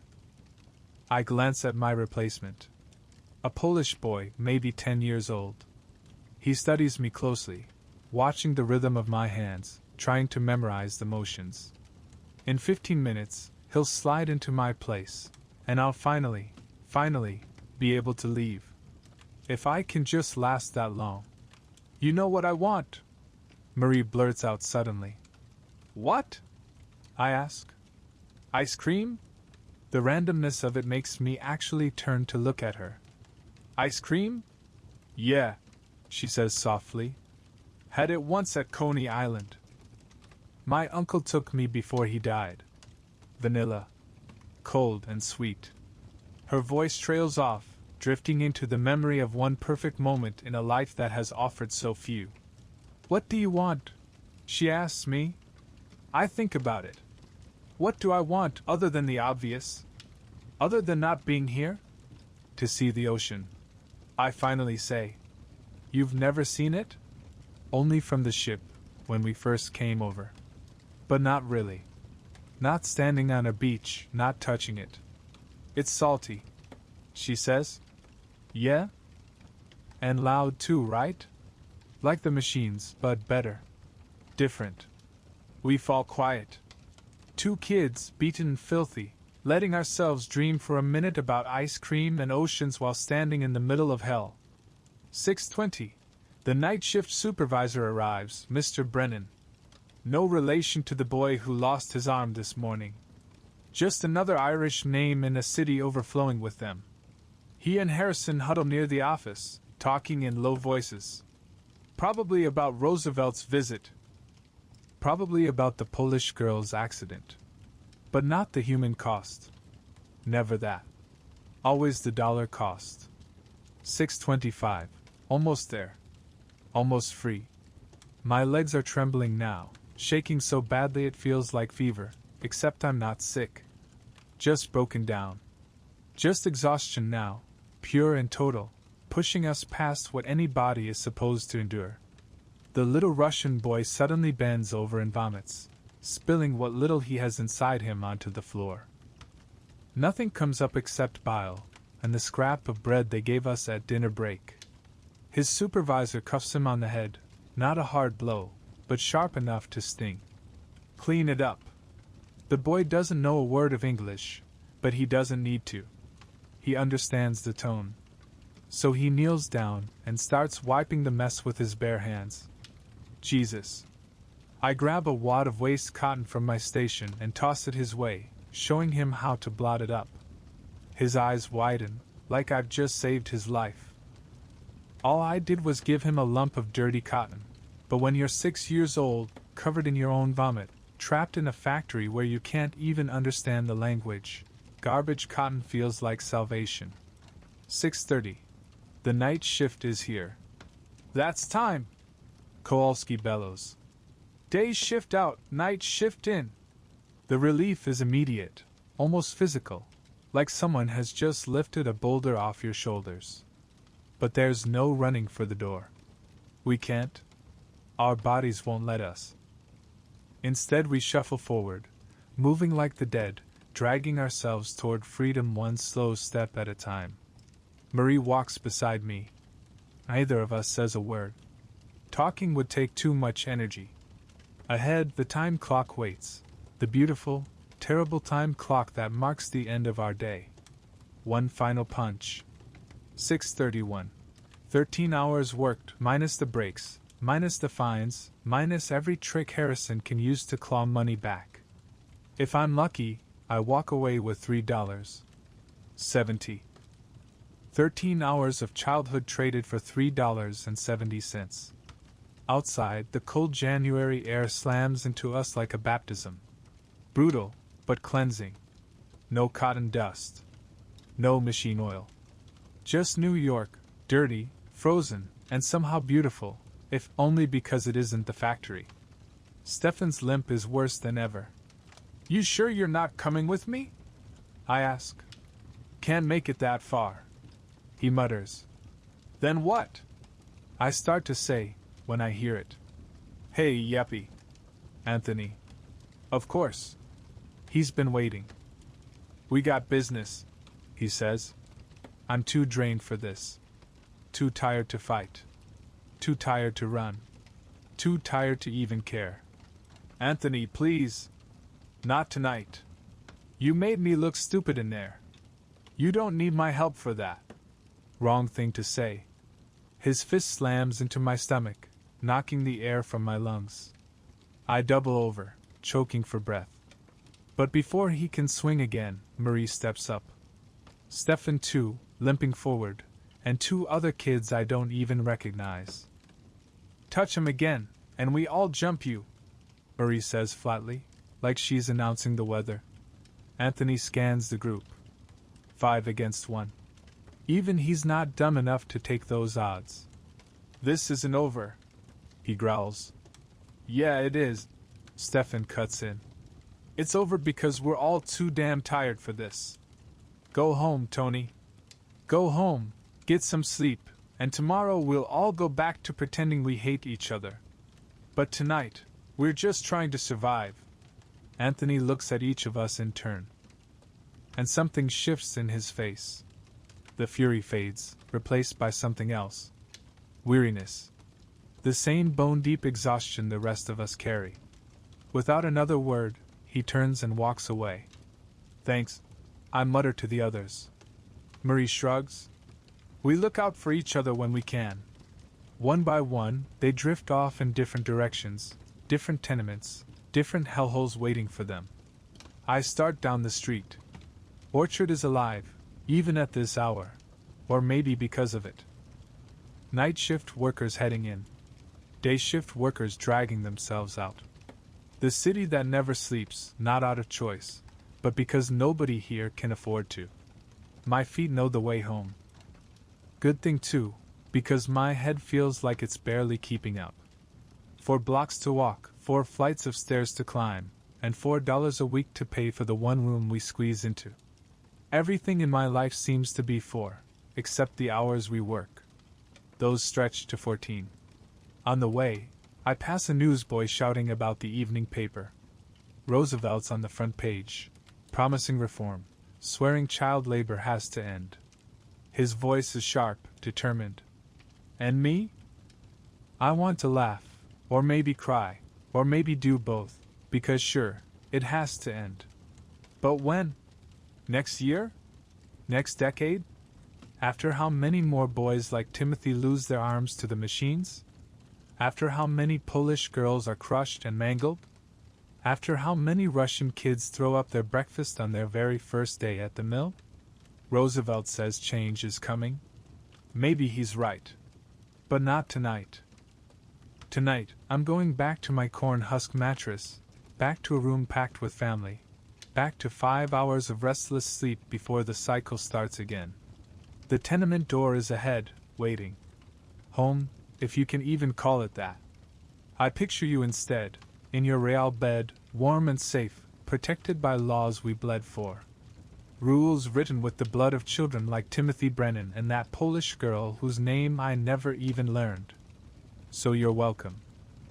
You're welcome for your weekends, for your 8-hour workdays, for the childhood you actually got to have. We bought it for you. Kids like me, Marie, Stefan, and even Anthony. We paid the price in our fingers, our arms, and the stolen years of our youth. We paid so you could lie in comfort, listening to stories about how bad it used to be.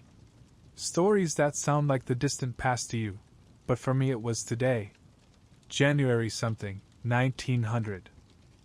I was 12 years old, worked 13 hours, and if luck was on my side, I made $3.70.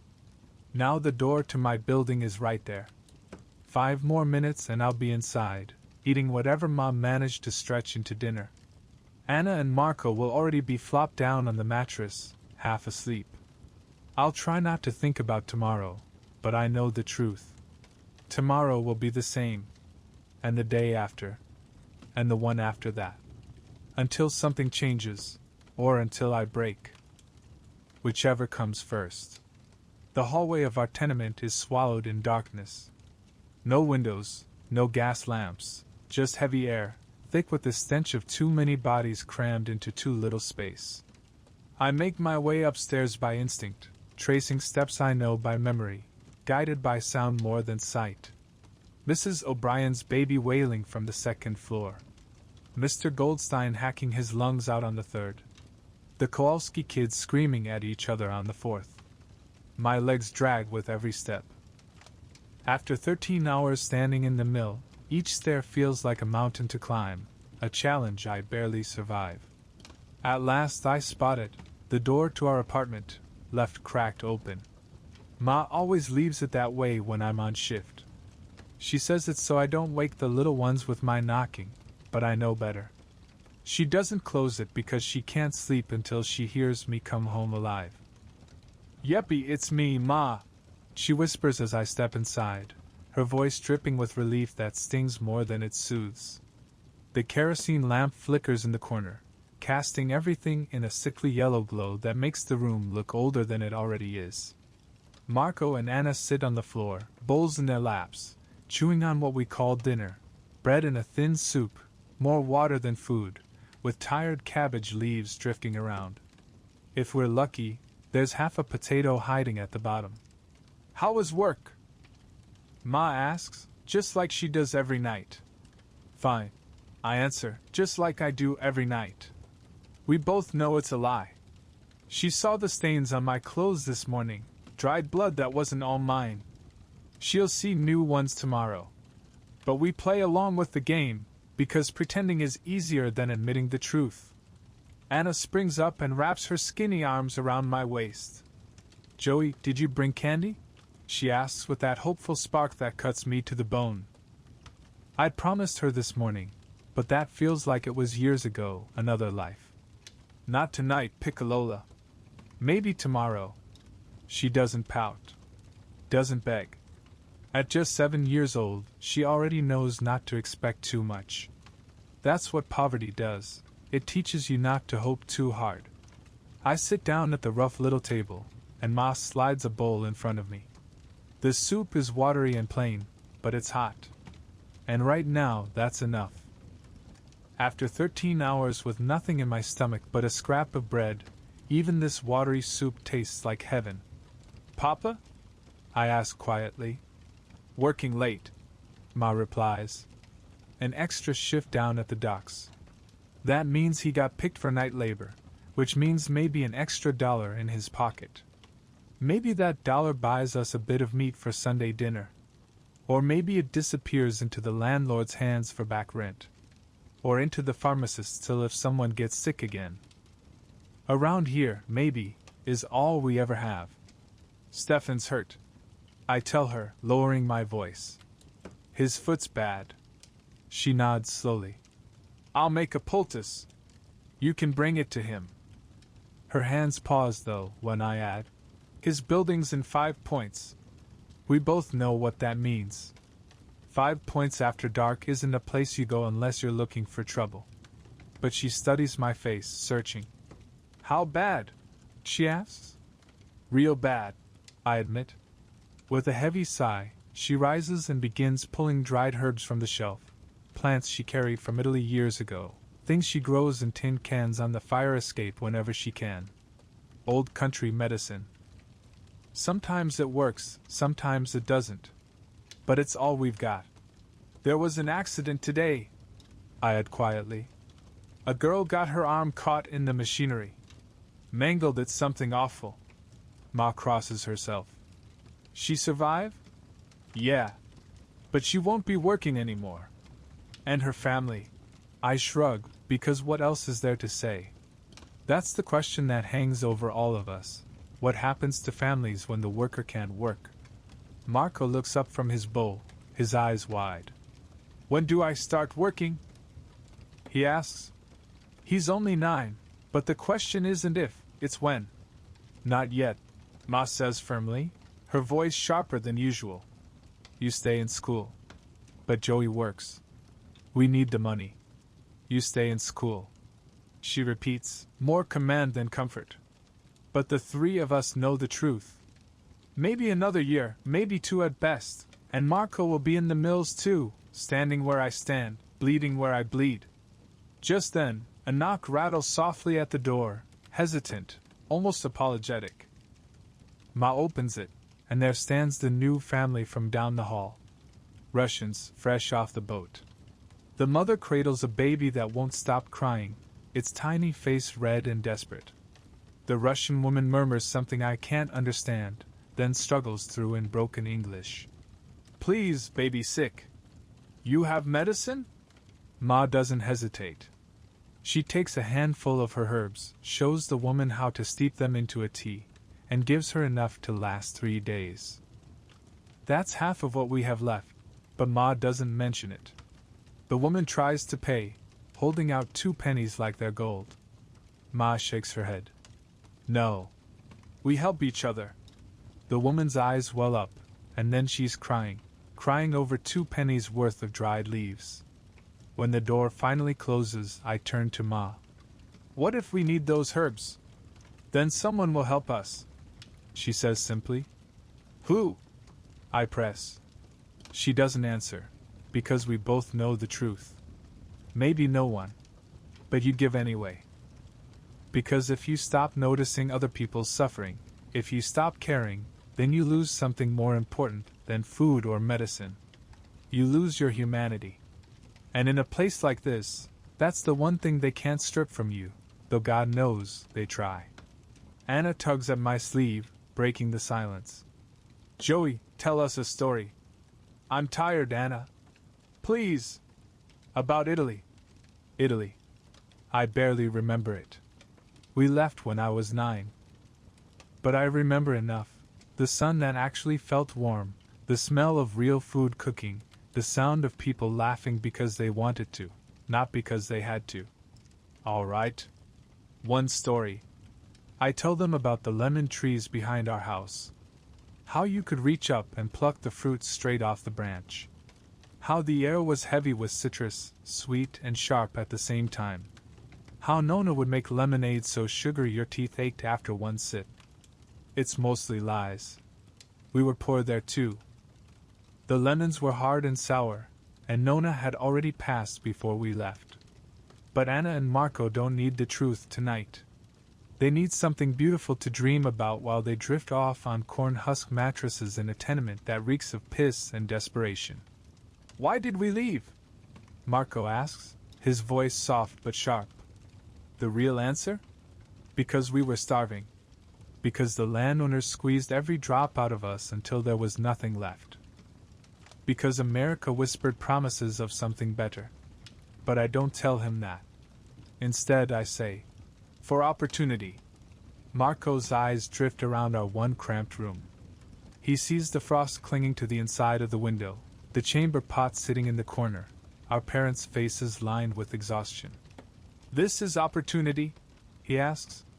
It's better than what we had, I say automatically. But even as the words leave my mouth, I wonder. Is it? Back in Italy, at least we starved together as a family. Here we starve in shifts, each of us breaking down on different days, different hours. A shout echoes in the hallway, breaking the moment. Mr. O'Brien's voice, slurred and angry. His wife's pleading follows, desperate for him to quiet down. Then a crash shakes the wall, and silence. Tomorrow, Mrs. O'Brien will show up with a black eye. She'll say she tripped or walked into a door, and all of us will nod along, pretending to believe. Because pretending is easier than facing the truth. Time for bed, Ma says firmly. Marco and Anna curl together on their side of the mattress. I'll join them soon enough, but first I have to deliver the poultice to Stefan. Be careful, Ma murmurs, pressing the wrapped herbs into my hands. Always am, I reply. Another lie we both choose to believe. Outside, the air cuts sharper than a blade. The temperature's dropped even lower, and my thin jacket might as well be paper. The walk to 5 Points takes 20 minutes in good weather. Tonight, it'll be closer to 40. The streets change after dark. They turn meaner, heavier. The workers who drag themselves through the day are gone. Now the night people come out, drunks stumbling into alleys, thieves lurking in shadows, women selling themselves for food or rent money. Packs of kids, some younger than me, run wild, snatching wallets and slipping into darkness. This is the other economy, the one nobody writes about. The one fueled by hunger, fear, and desperation. I keep my head low, my stride quick. No eye contact, no hesitation. Don't look like a target. Don't look like anything at all. 5 Points looms ahead. If our tenement is hell, then 5 Points is hell's basement, and tonight I'm walking straight into it. The buildings in 5 Points sag into each other like drunks trying to stay upright. The streets aren't really streets at all, more sewage than cobblestone, a river of filth winding between crumbling walls. The stench is beyond words, thick enough to choke on. Stefan's building doesn't even have a front door. Just a jagged opening where one used to be. I climb to the 3rd floor, stepping carefully over bodies sprawled in the hallway. Sleeping, maybe? Or maybe not. Best not to think too hard about it. Stefan's family is lucky, or as lucky as anyone gets here. They've got 2 rooms, which counts as luxury in 5 Points. His mother opens the door and recognizes me instantly from the mill. Joey, what are you doing here? Brought something for Stefan's foot. She nods and lets me inside. Stefan lies on a mattress so thin and filthy it makes ours look like fine bedding. His foot is swollen to twice its size, the skin stretched tight, mottled with sickly colors, purple, green, yellow. Jesus, Stefan. Yeah, he mutters. It's not great. I unwrap the poultice and show his mother how to press it against the wound. It won't cure him, might not even help much, but at least it's something. Thanks, Stefan says quietly. Your ma's good people. She tries. From the corner, 3 of his little brothers watch me, wide-eyed. None of them older than 8. All of them future mill workers, whether they know it or not. You should have a real doctor look at that, I tell him. He laughs, actually laughs, though the sound is bitter. Sure, I'll just pay with all the money I don't have. You and I both know what happens if it goes bad. I nod, because we do know. Infection. Fever. Death. Or if he's lucky, amputation. One-legged Stefan. And good luck finding work then. Roosevelt says things are going to change. I offer. Stefan smirks. Roosevelt says a lot of things. You don't believe him? He shrugs. I believe he means it. But meaning it and doing it, those are 2 different things. You know how many kids work in this city? Thousands. Tens of thousands. You can't just shut that down. The whole place would collapse. He's right. We are the foundation. The city stands on our backs, whether anyone wants to admit it or not. Everything else is stacked on top of it. Child labor, that's the engine driving American industry. Shut the engine down, and the whole machine grinds to a halt. Maybe that's the point. Maybe the whole thing needs to break. And then what? Stefan asks. We all starve? We're already starving. I shoot back. No, he says quietly. We're almost starving. There's a difference. His mother returns then, carrying a hunk of bread. It's hard as stone, but she presses it toward me anyway. Guest rules. Even in 5 points, especially in 5 points, you share the little you've got. I break off a piece, raise it to my mouth, pretend to chew. Later I'll slip it into my pocket for Anna. You better head out, Stefan warns. It gets worse here after 9. It's already worse, I tell him. From the street below, I hear fighting, glass shattering, a woman screaming. See you tomorrow, I say. If I can walk. You'll walk. Yeah, he grins faintly. Yeah. You're too stupid to stay down. I can't help but smile back. Get out of here, Yeppy. The walk home is quicker this time. Partly because leaving Stefan with the poultice makes me feel like I've done something useful. Partly because in 5 points, you either walk fast or not at all. But mostly because I'm so bone-tired I'm practically sleepwalking, my body on autopilot, dragging me toward home. I pass a Presbyterian church, notice the glow of light spilling through its windows. For a moment, I think about slipping inside, just to sit in the warmth for 5 minutes. But Catholics don't wander into Protestant churches, not if they want to keep their heads down. And trouble? We've already got more than enough of that. By the time I reach Orchard Street, the night feels quieter.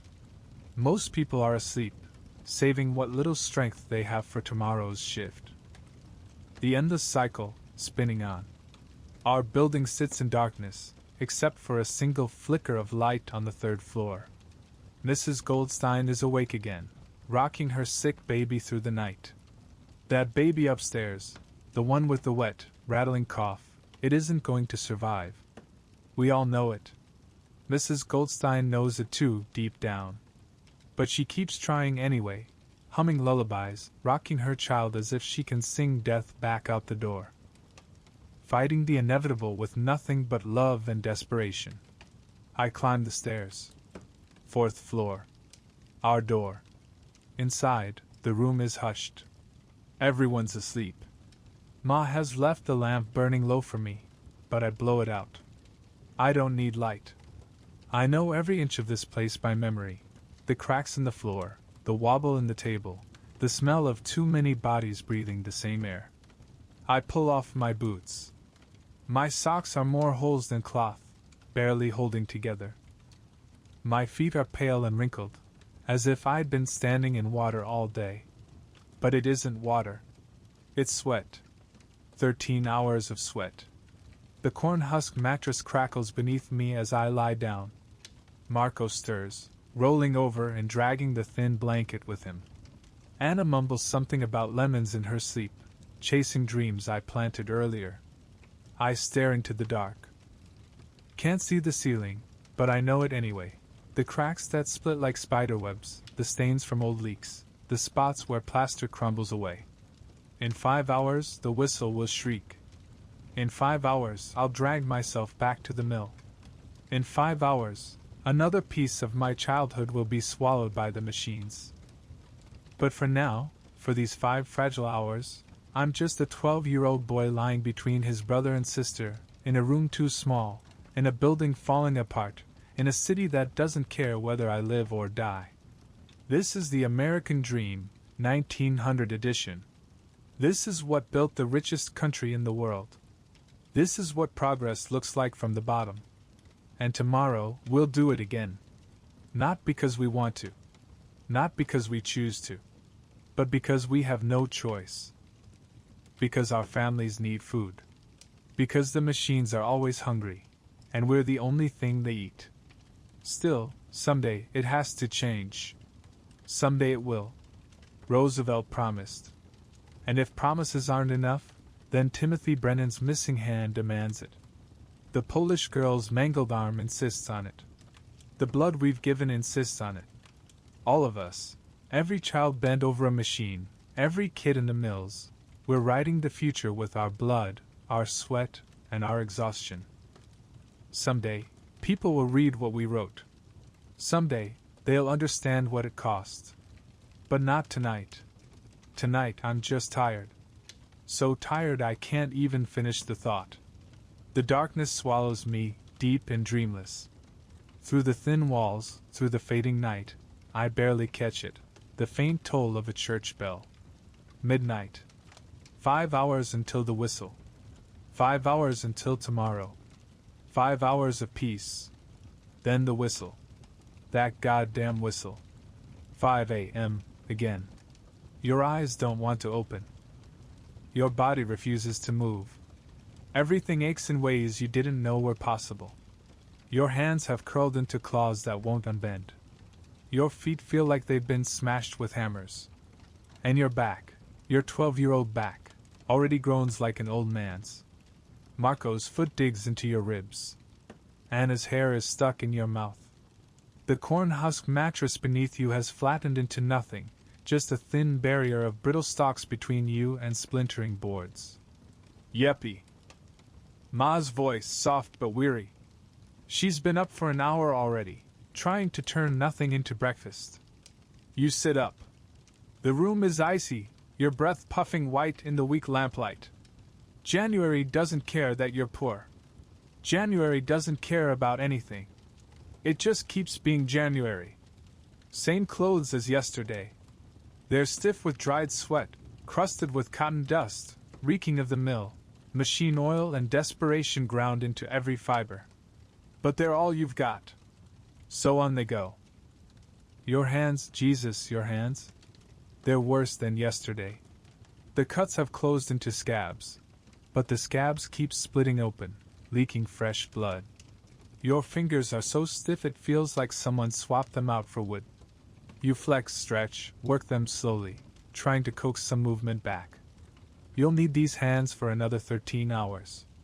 Anna's already awake, watching you. Does it hurt? She asks. What? Everything. Smart kid. Too smart. No, you lie.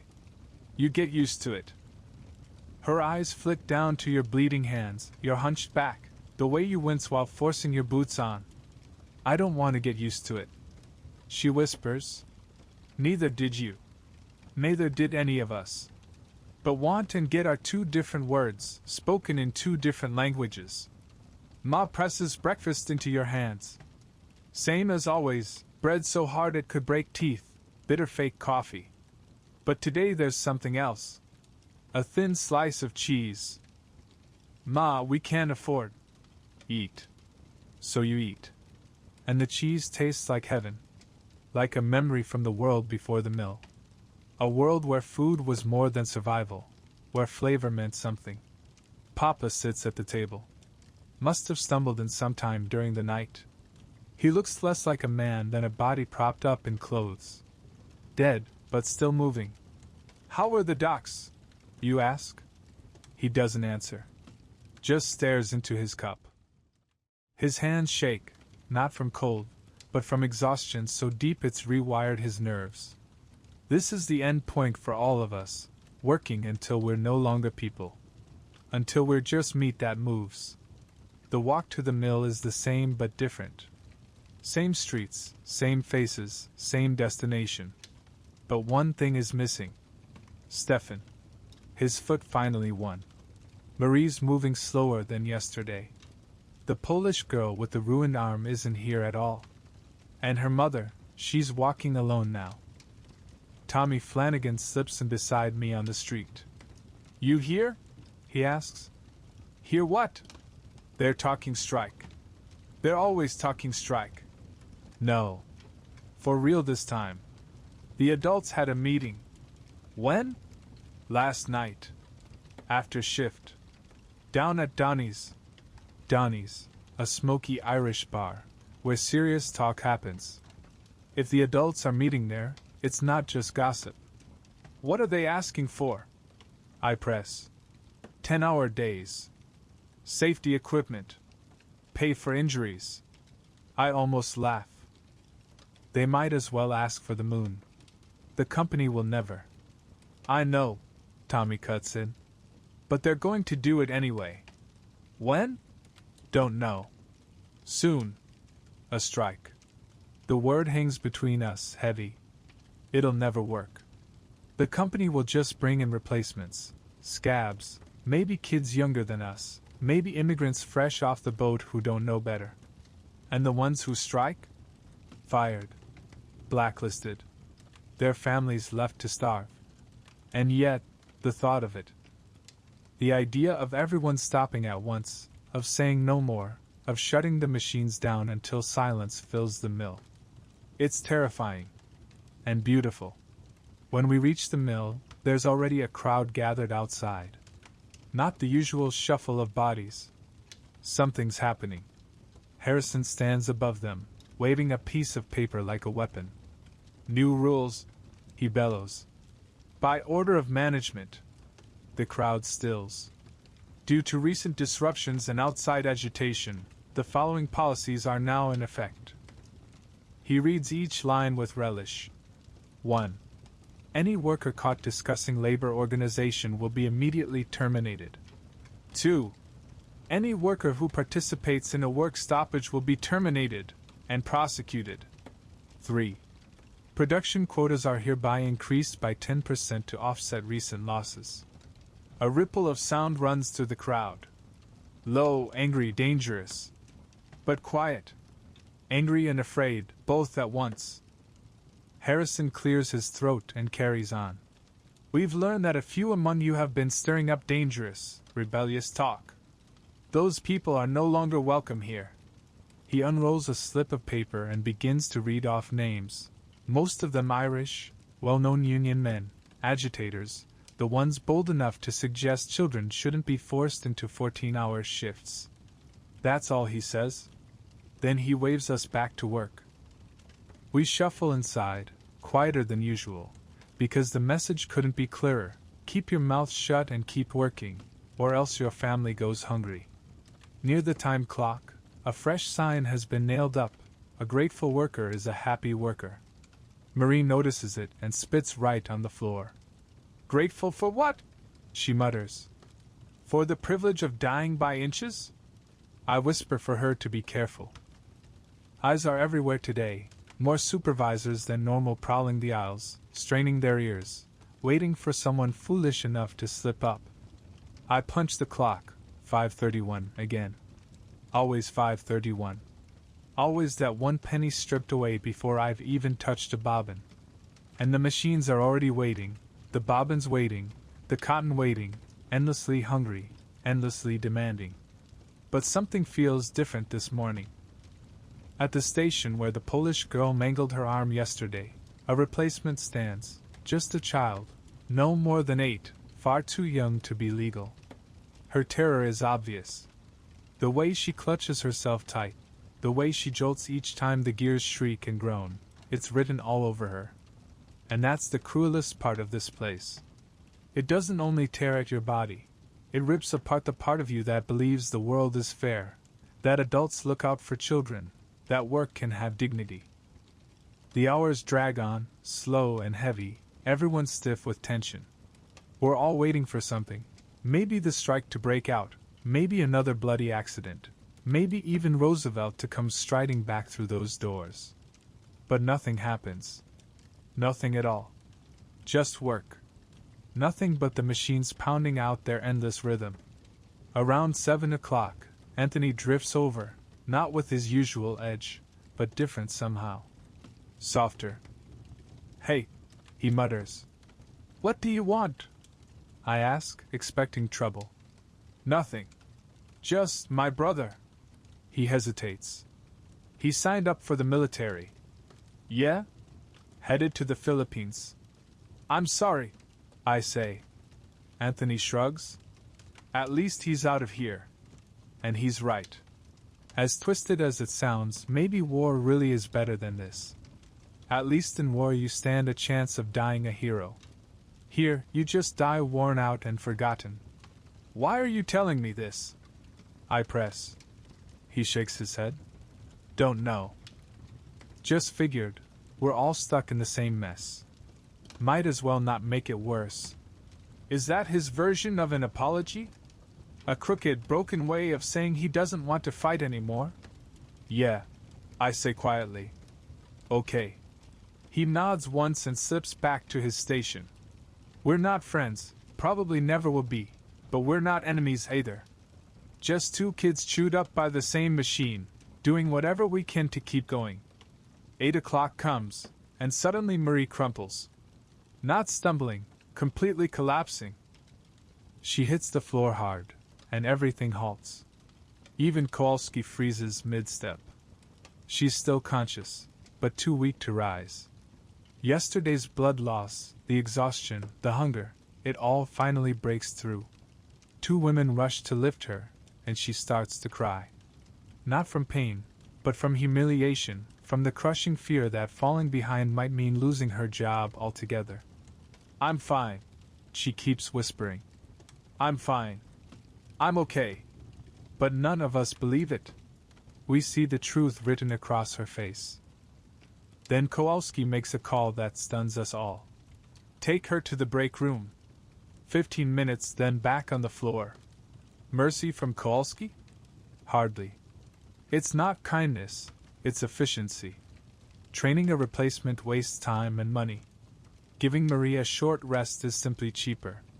But even so, in 13 hours of hell, those 15 minutes feel like a spark of humanity. As they help her away, Marie looks back. Our eyes meet for just a moment. I try to tell her without saying a word that it's all right, that no one thinks less of her, that everyone here cracks sooner or later. 9 o'clock. The new girl at the Polish girls' station gets her hair caught in the machine.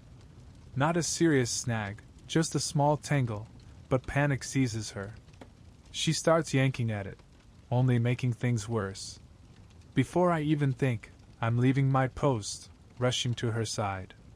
I grab her wrist before she can rip half her scalp out. "Stop," I tell her firmly. "Stop."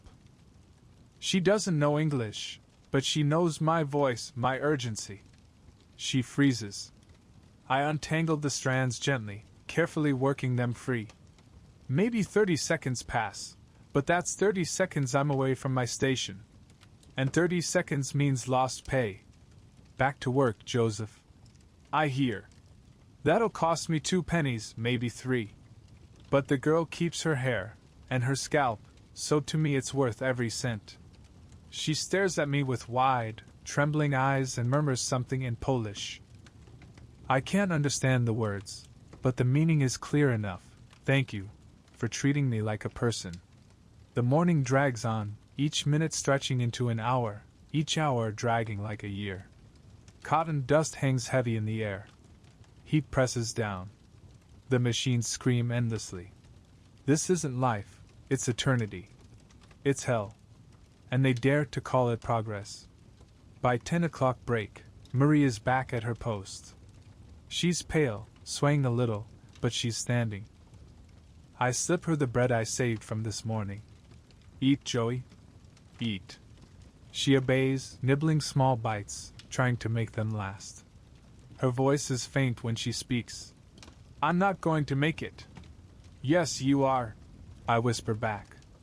No, she insists. I can feel it. Something's wrong inside. You're just tired, I try to assure her. It's more than that, she says, and I know she's probably right. 13-year-old girls aren't supposed to lose that much blood and keep working. They're not supposed to stand 13 hours on empty stomachs. They're not supposed to breathe in cotton dust until their lungs give out. But here, that's exactly what's expected. But what choice does she have? What choice do any of us have? After work, go to the charity hospital, I tell her. With what money? She shoots back. It's charity, I argue. She shakes her head. They'll want something. They always do. And she's right about that too. Nothing comes free, not even charity. The whistle shrieks. Back to the grind. But my mind won't leave Marie. Or Stefan with his foot slowly rotting away. Or the Polish girl with her arm ruined forever. Or all of us trading our lives away for $3 a week. Roosevelt said change was coming. But when? After Marie collapses for the last time? After Stefan loses his leg? After 100 more kids are fed into these machines? The anger inside me isn't the kind that burns hot. It's colder, heavier. The kind that simmers, that waits, that plans. The kind that grows until it's too big to hold down anymore. Maybe that's what the adults feel too. Maybe that's why they're whispering about a strike. Maybe they've finally had enough. Maybe we all have. 11 o'clock. Someone begins to sing, not Marie, but one of the older women. An Irish tune, slow and mournful. Others pick it up, soft voices threading through the roar of the machines. The supervisors don't stop it. Maybe they can't hear it over the noise. Maybe they just don't care. But we hear it. Every one of us kids hears it. And for a moment, just a small, fragile moment, we're not alone. We're not nameless gears turning in the dark. We're people. Together. Suffering, yes, but suffering side by side.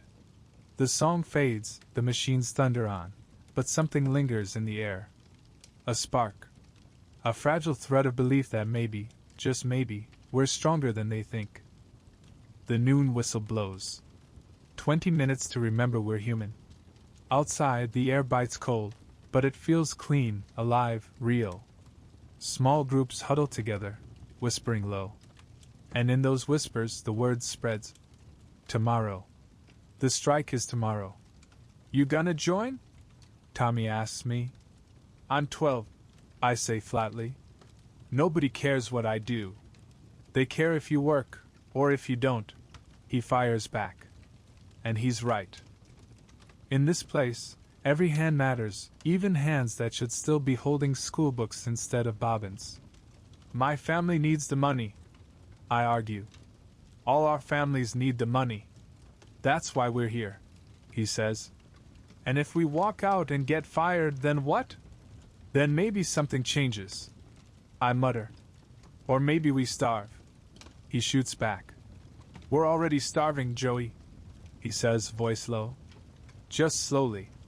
Then he turns and leaves me stewing with that thought. The afternoon shift begins like any other, but the air feels different, charged, restless. Everyone knows what's coming. Everyone's running the same calculation in their heads. Keep working and keep dying slow, or strike and risk dying faster. Some choice. But maybe that's the point. When every path is bad, maybe you choose the one that fights back. The machines roar on, devouring our sweat, our blood, our youth. But tomorrow the machines might be silent. Tomorrow they might go hungry. Tomorrow we might matter. 1 o'clock. We're back at our posts, but nobody's really working. Hands are moving, yes, but minds are elsewhere, on tomorrow, on the strike. Marie looks worse.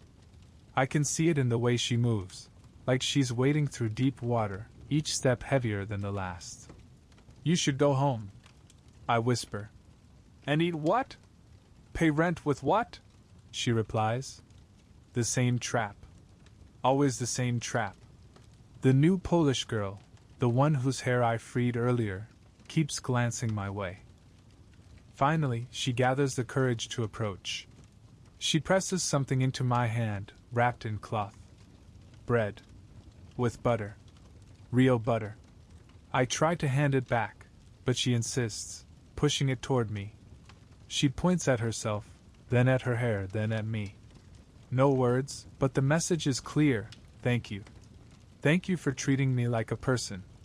I break the bread in two and give half to Marie. We eat the bread quickly, before anyone notices, before someone can take it away. The butter tastes almost unreal, like a memory from a better life. Maybe a life that never even existed, except in our imaginations. My mother used to make butter, Marie says softly. Back in Ireland, before the landlords took our cow. What happened? I ask. What always happens. We left or we died. So we left. Came here. Yeah, I murmur. Traded one kind of dying for another. 2 o'clock. Harrison is making his rounds, but something about him is different. He looks uneasy, like the floor itself is shifting under him. He knows about tomorrow. They all do. He lingers longer at each station, his eyes sharp, searching. For what? Pamphlets, secret notes, sparks of defiance. Any hint of rebellion. Then he stops at mine. Yeppy. Sir? You've been here what, 2 years now? Yes, sir. Good worker. Steady. Reliable. My stomach tightens. Where's this going? The company values workers like you. Workers who know their place. Workers who don't cause trouble. He leans closer. Tomorrow, we expect you here on time. Working. Yes, sir. Good. Because workers who don't show up tomorrow, they don't show up ever again. Understand? Yes, sir. He moves on, leaving the threat hanging in the air like smoke. Work tomorrow, or never work again. Not just here, anywhere. They've got lists. Blacklists. Once your name is on one, no factory in New York will touch you. But then again, what life is this we're clinging to? What exactly are we protecting by showing up tomorrow? The right to wither slowly in a factory instead of dying quickly in the street? 2:30. A whisper spreads, Stefan's here. Against all odds, he made it in. I spot him across the floor, dragging his foot, his face gray with pain. He shouldn't even be standing, but there he is, because his family needs every penny he can bring home. And that's the cruel truth about strikes. They're easier to talk about when you're single, when no one else is depending on you to put bread on the table. It's one thing when it's just you.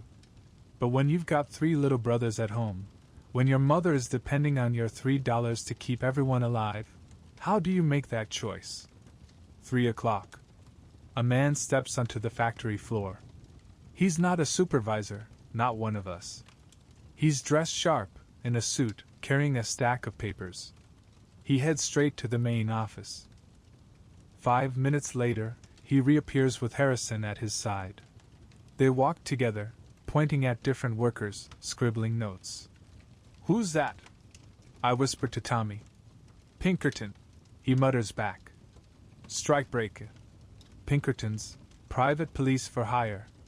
Companies bring them in to smash unions, smash strikes, smash skulls if they have to. The man moves slowly, eyes scanning every face, memorizing. When he pauses, it's at certain workers, the ones who were at Donnie's last night, no doubt. The organizers.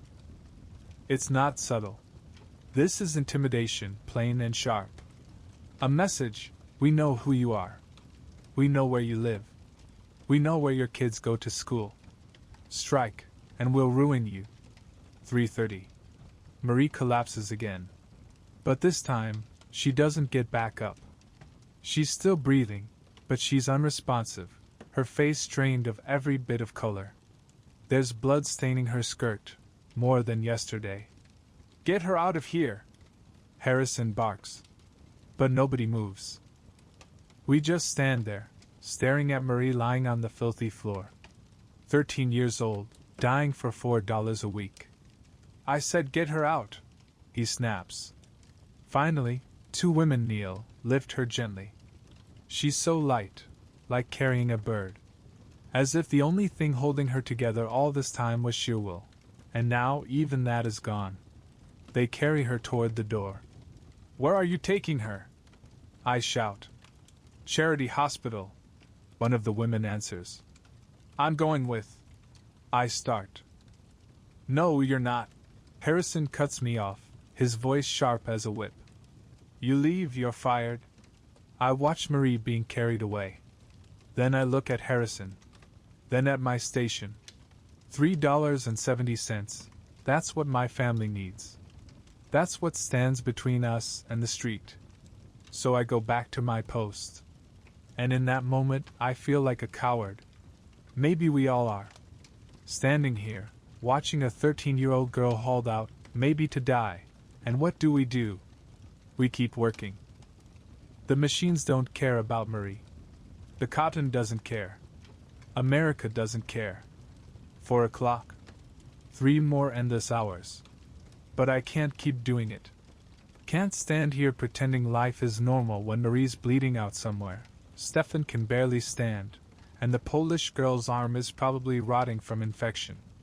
And tomorrow, we're expected to come back and do it all again. A word forms in my mind. At first, it's tiny. Almost nothing. But it grows louder, heavier, until it fills me. No. Joey, a voice interrupts. It's the new Polish girl. She's pointing at her machine. Something's wrong, grinding metal, not the usual hum. The rule says she should tell a supervisor. But I know what happens to kids when a machine breaks under their watch. They pay for it, sometimes with more than money. So instead I walk over. Take a look. A gear is out of place. Simple fix if you know what you're doing. 2 minutes, and it's running again. She beams. Actually beams. It's the first time I've seen her smile. And suddenly, she doesn't look like a factory worker anymore. She looks like what she is, a child. Just a little girl, proud that a problem got fixed. That's when it hits me hard. We're all just children. Children forced to play at being adults because the real adults failed us. Our parents, too beaten down by their own battles to shield us. Our government, too rotten to lift a hand. And the companies, too greedy to stop until we're all used up. We're just kids, raising ourselves in the worst classroom imaginable. 4:30. The Pinkerton man returns, this time with 2 more at his side. They spread out across the floor, each one posted in a different corner, eyes sweeping over us, pencils scratching in notebooks. They don't bother hiding it. They want us to see. Tommy leans close. They're scared. Scared? Of what, us? Of tomorrow. Of what happens if the machines stop. They'll just hire others. I whisper back. Maybe, he says. Or maybe not. Maybe there's more of us than there are of them. Maybe we matter more than they'll ever admit. 5 o'clock. 2 hours to go. Outside, the sun is sinking, another day swallowed whole. Another day of childhood spent and gone. I think about Anna. 2 more years and she'll be here, standing where I stand. Unless something changes. And that's when it hits me, this isn't really about us.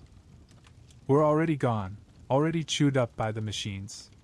This is about the ones coming after us. Anna. Marco. Stefan's younger brothers.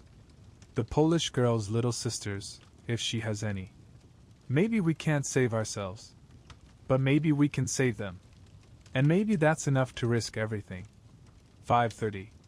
Harrison calls everyone together, right there on the factory floor. His voice booms. Listen up! Management wants me to be crystal clear. Anyone who doesn't show up tomorrow, terminated. Anyone who interferes with workers who do show up, arrested. Anyone who damages company property, prosecuted. From the back, a voice cuts through. What about our damages? The room freezes. Who said that? Harrison snaps. Silence. I asked, who said that? Still silence. But the thought hangs heavy in the air, louder than any voice. What about our damages? The stolen childhoods. The mangled arms. The graves filled too young. Get back to work. He orders. And we do. The machines roar again, but something feels different now. The fear is still there, thick as always. But beneath it, something else stirs. Anger. Real anger. The kind of anger that piles up, layer by layer, until one day it explodes. 6 o'clock. One more hour. Word filters in from outside. Marie made it to the hospital. She's alive. For now. That's all anyone says, alive for now. Still, better than dead. I see Stefan limp past. His foot is worse, swollen, angry red, almost black at the edges. The infection is eating him alive. He needs a doctor, real medicine, not herbs and rags. But he'll be here tomorrow no matter what, working if there's work, standing on the picket line if there's a strike. Either way, that foot is going to claim him eventually. You okay? I ask. Do I look okay? He snaps. You look like death. Feel worse. That poultice you gave me, it didn't help much. It helped some, I argue. Not enough. Some things are beyond herbs, you know. Yeah, I whisper. Some things are beyond everything, except money. And that's the one thing none of us have. 6:15. The whistle will sound soon, another day behind us. And tomorrow everything changes. Or maybe nothing changes at all. The Pinkerton men are still here, watching, scribbling in their books, eyes cold. They know who's planning to strike. They probably know who's planning to scab. They know everything, except what it feels like to be 12 years old, exhausted, furious, and terrified all at once. Joey. It's Anthony. What? Tomorrow. You striking? I don't know. Me either.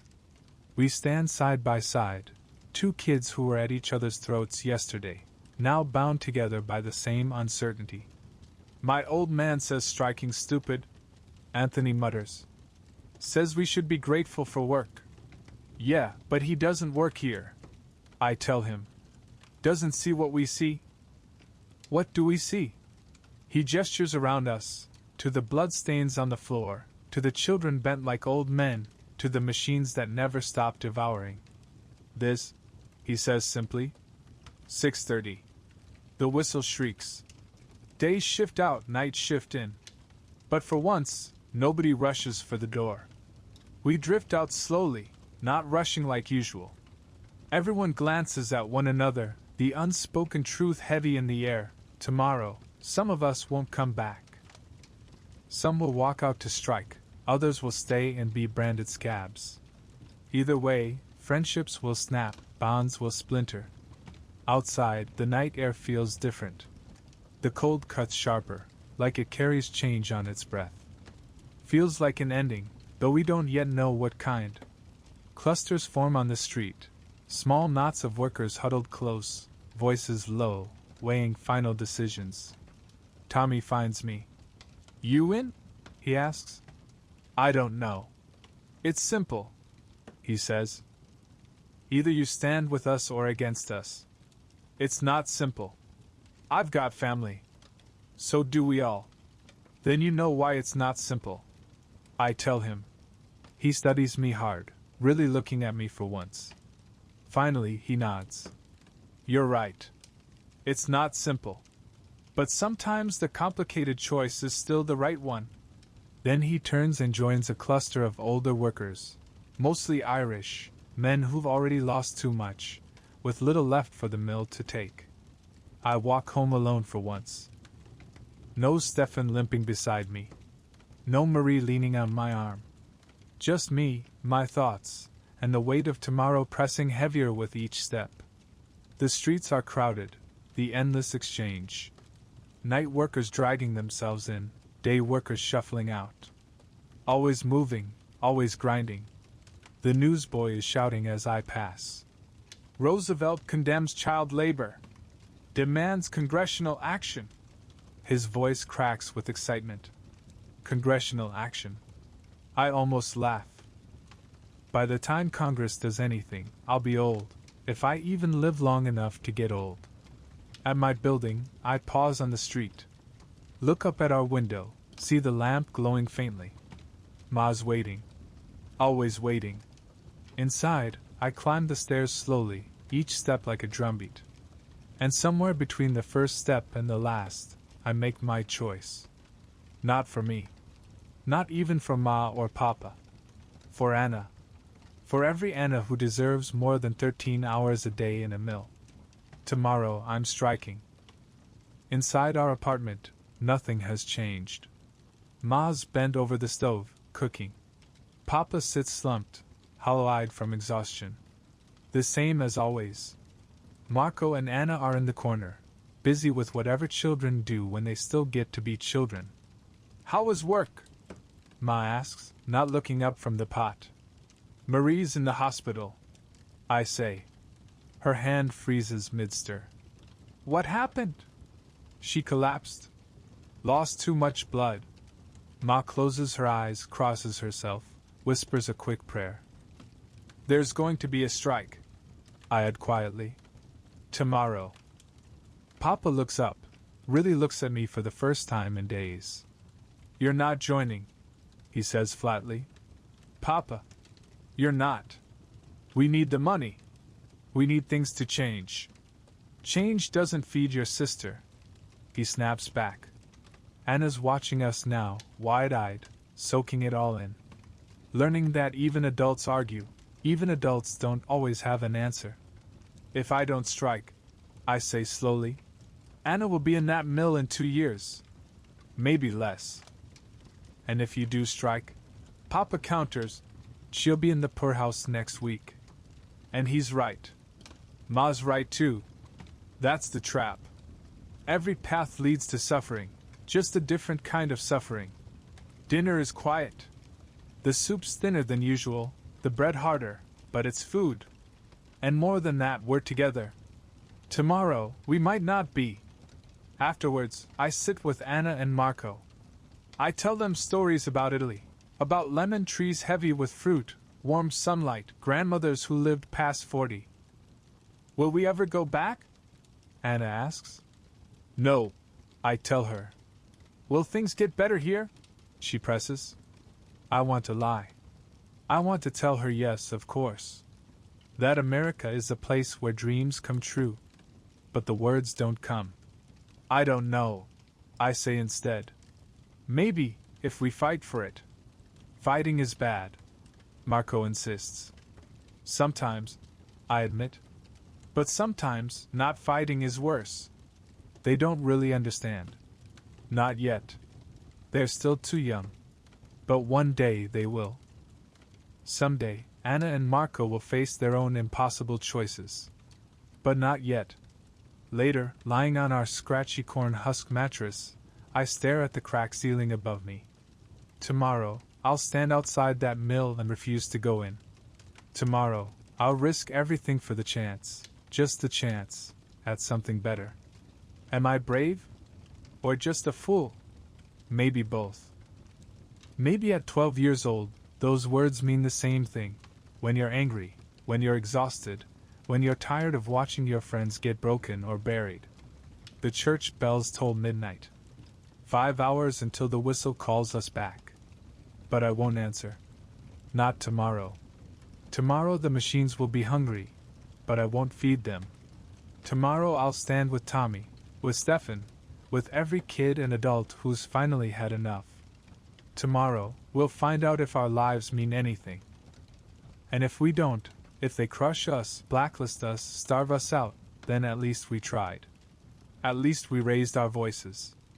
At least, for one single day, we were human instead of machines. That has to matter. That has to count for something.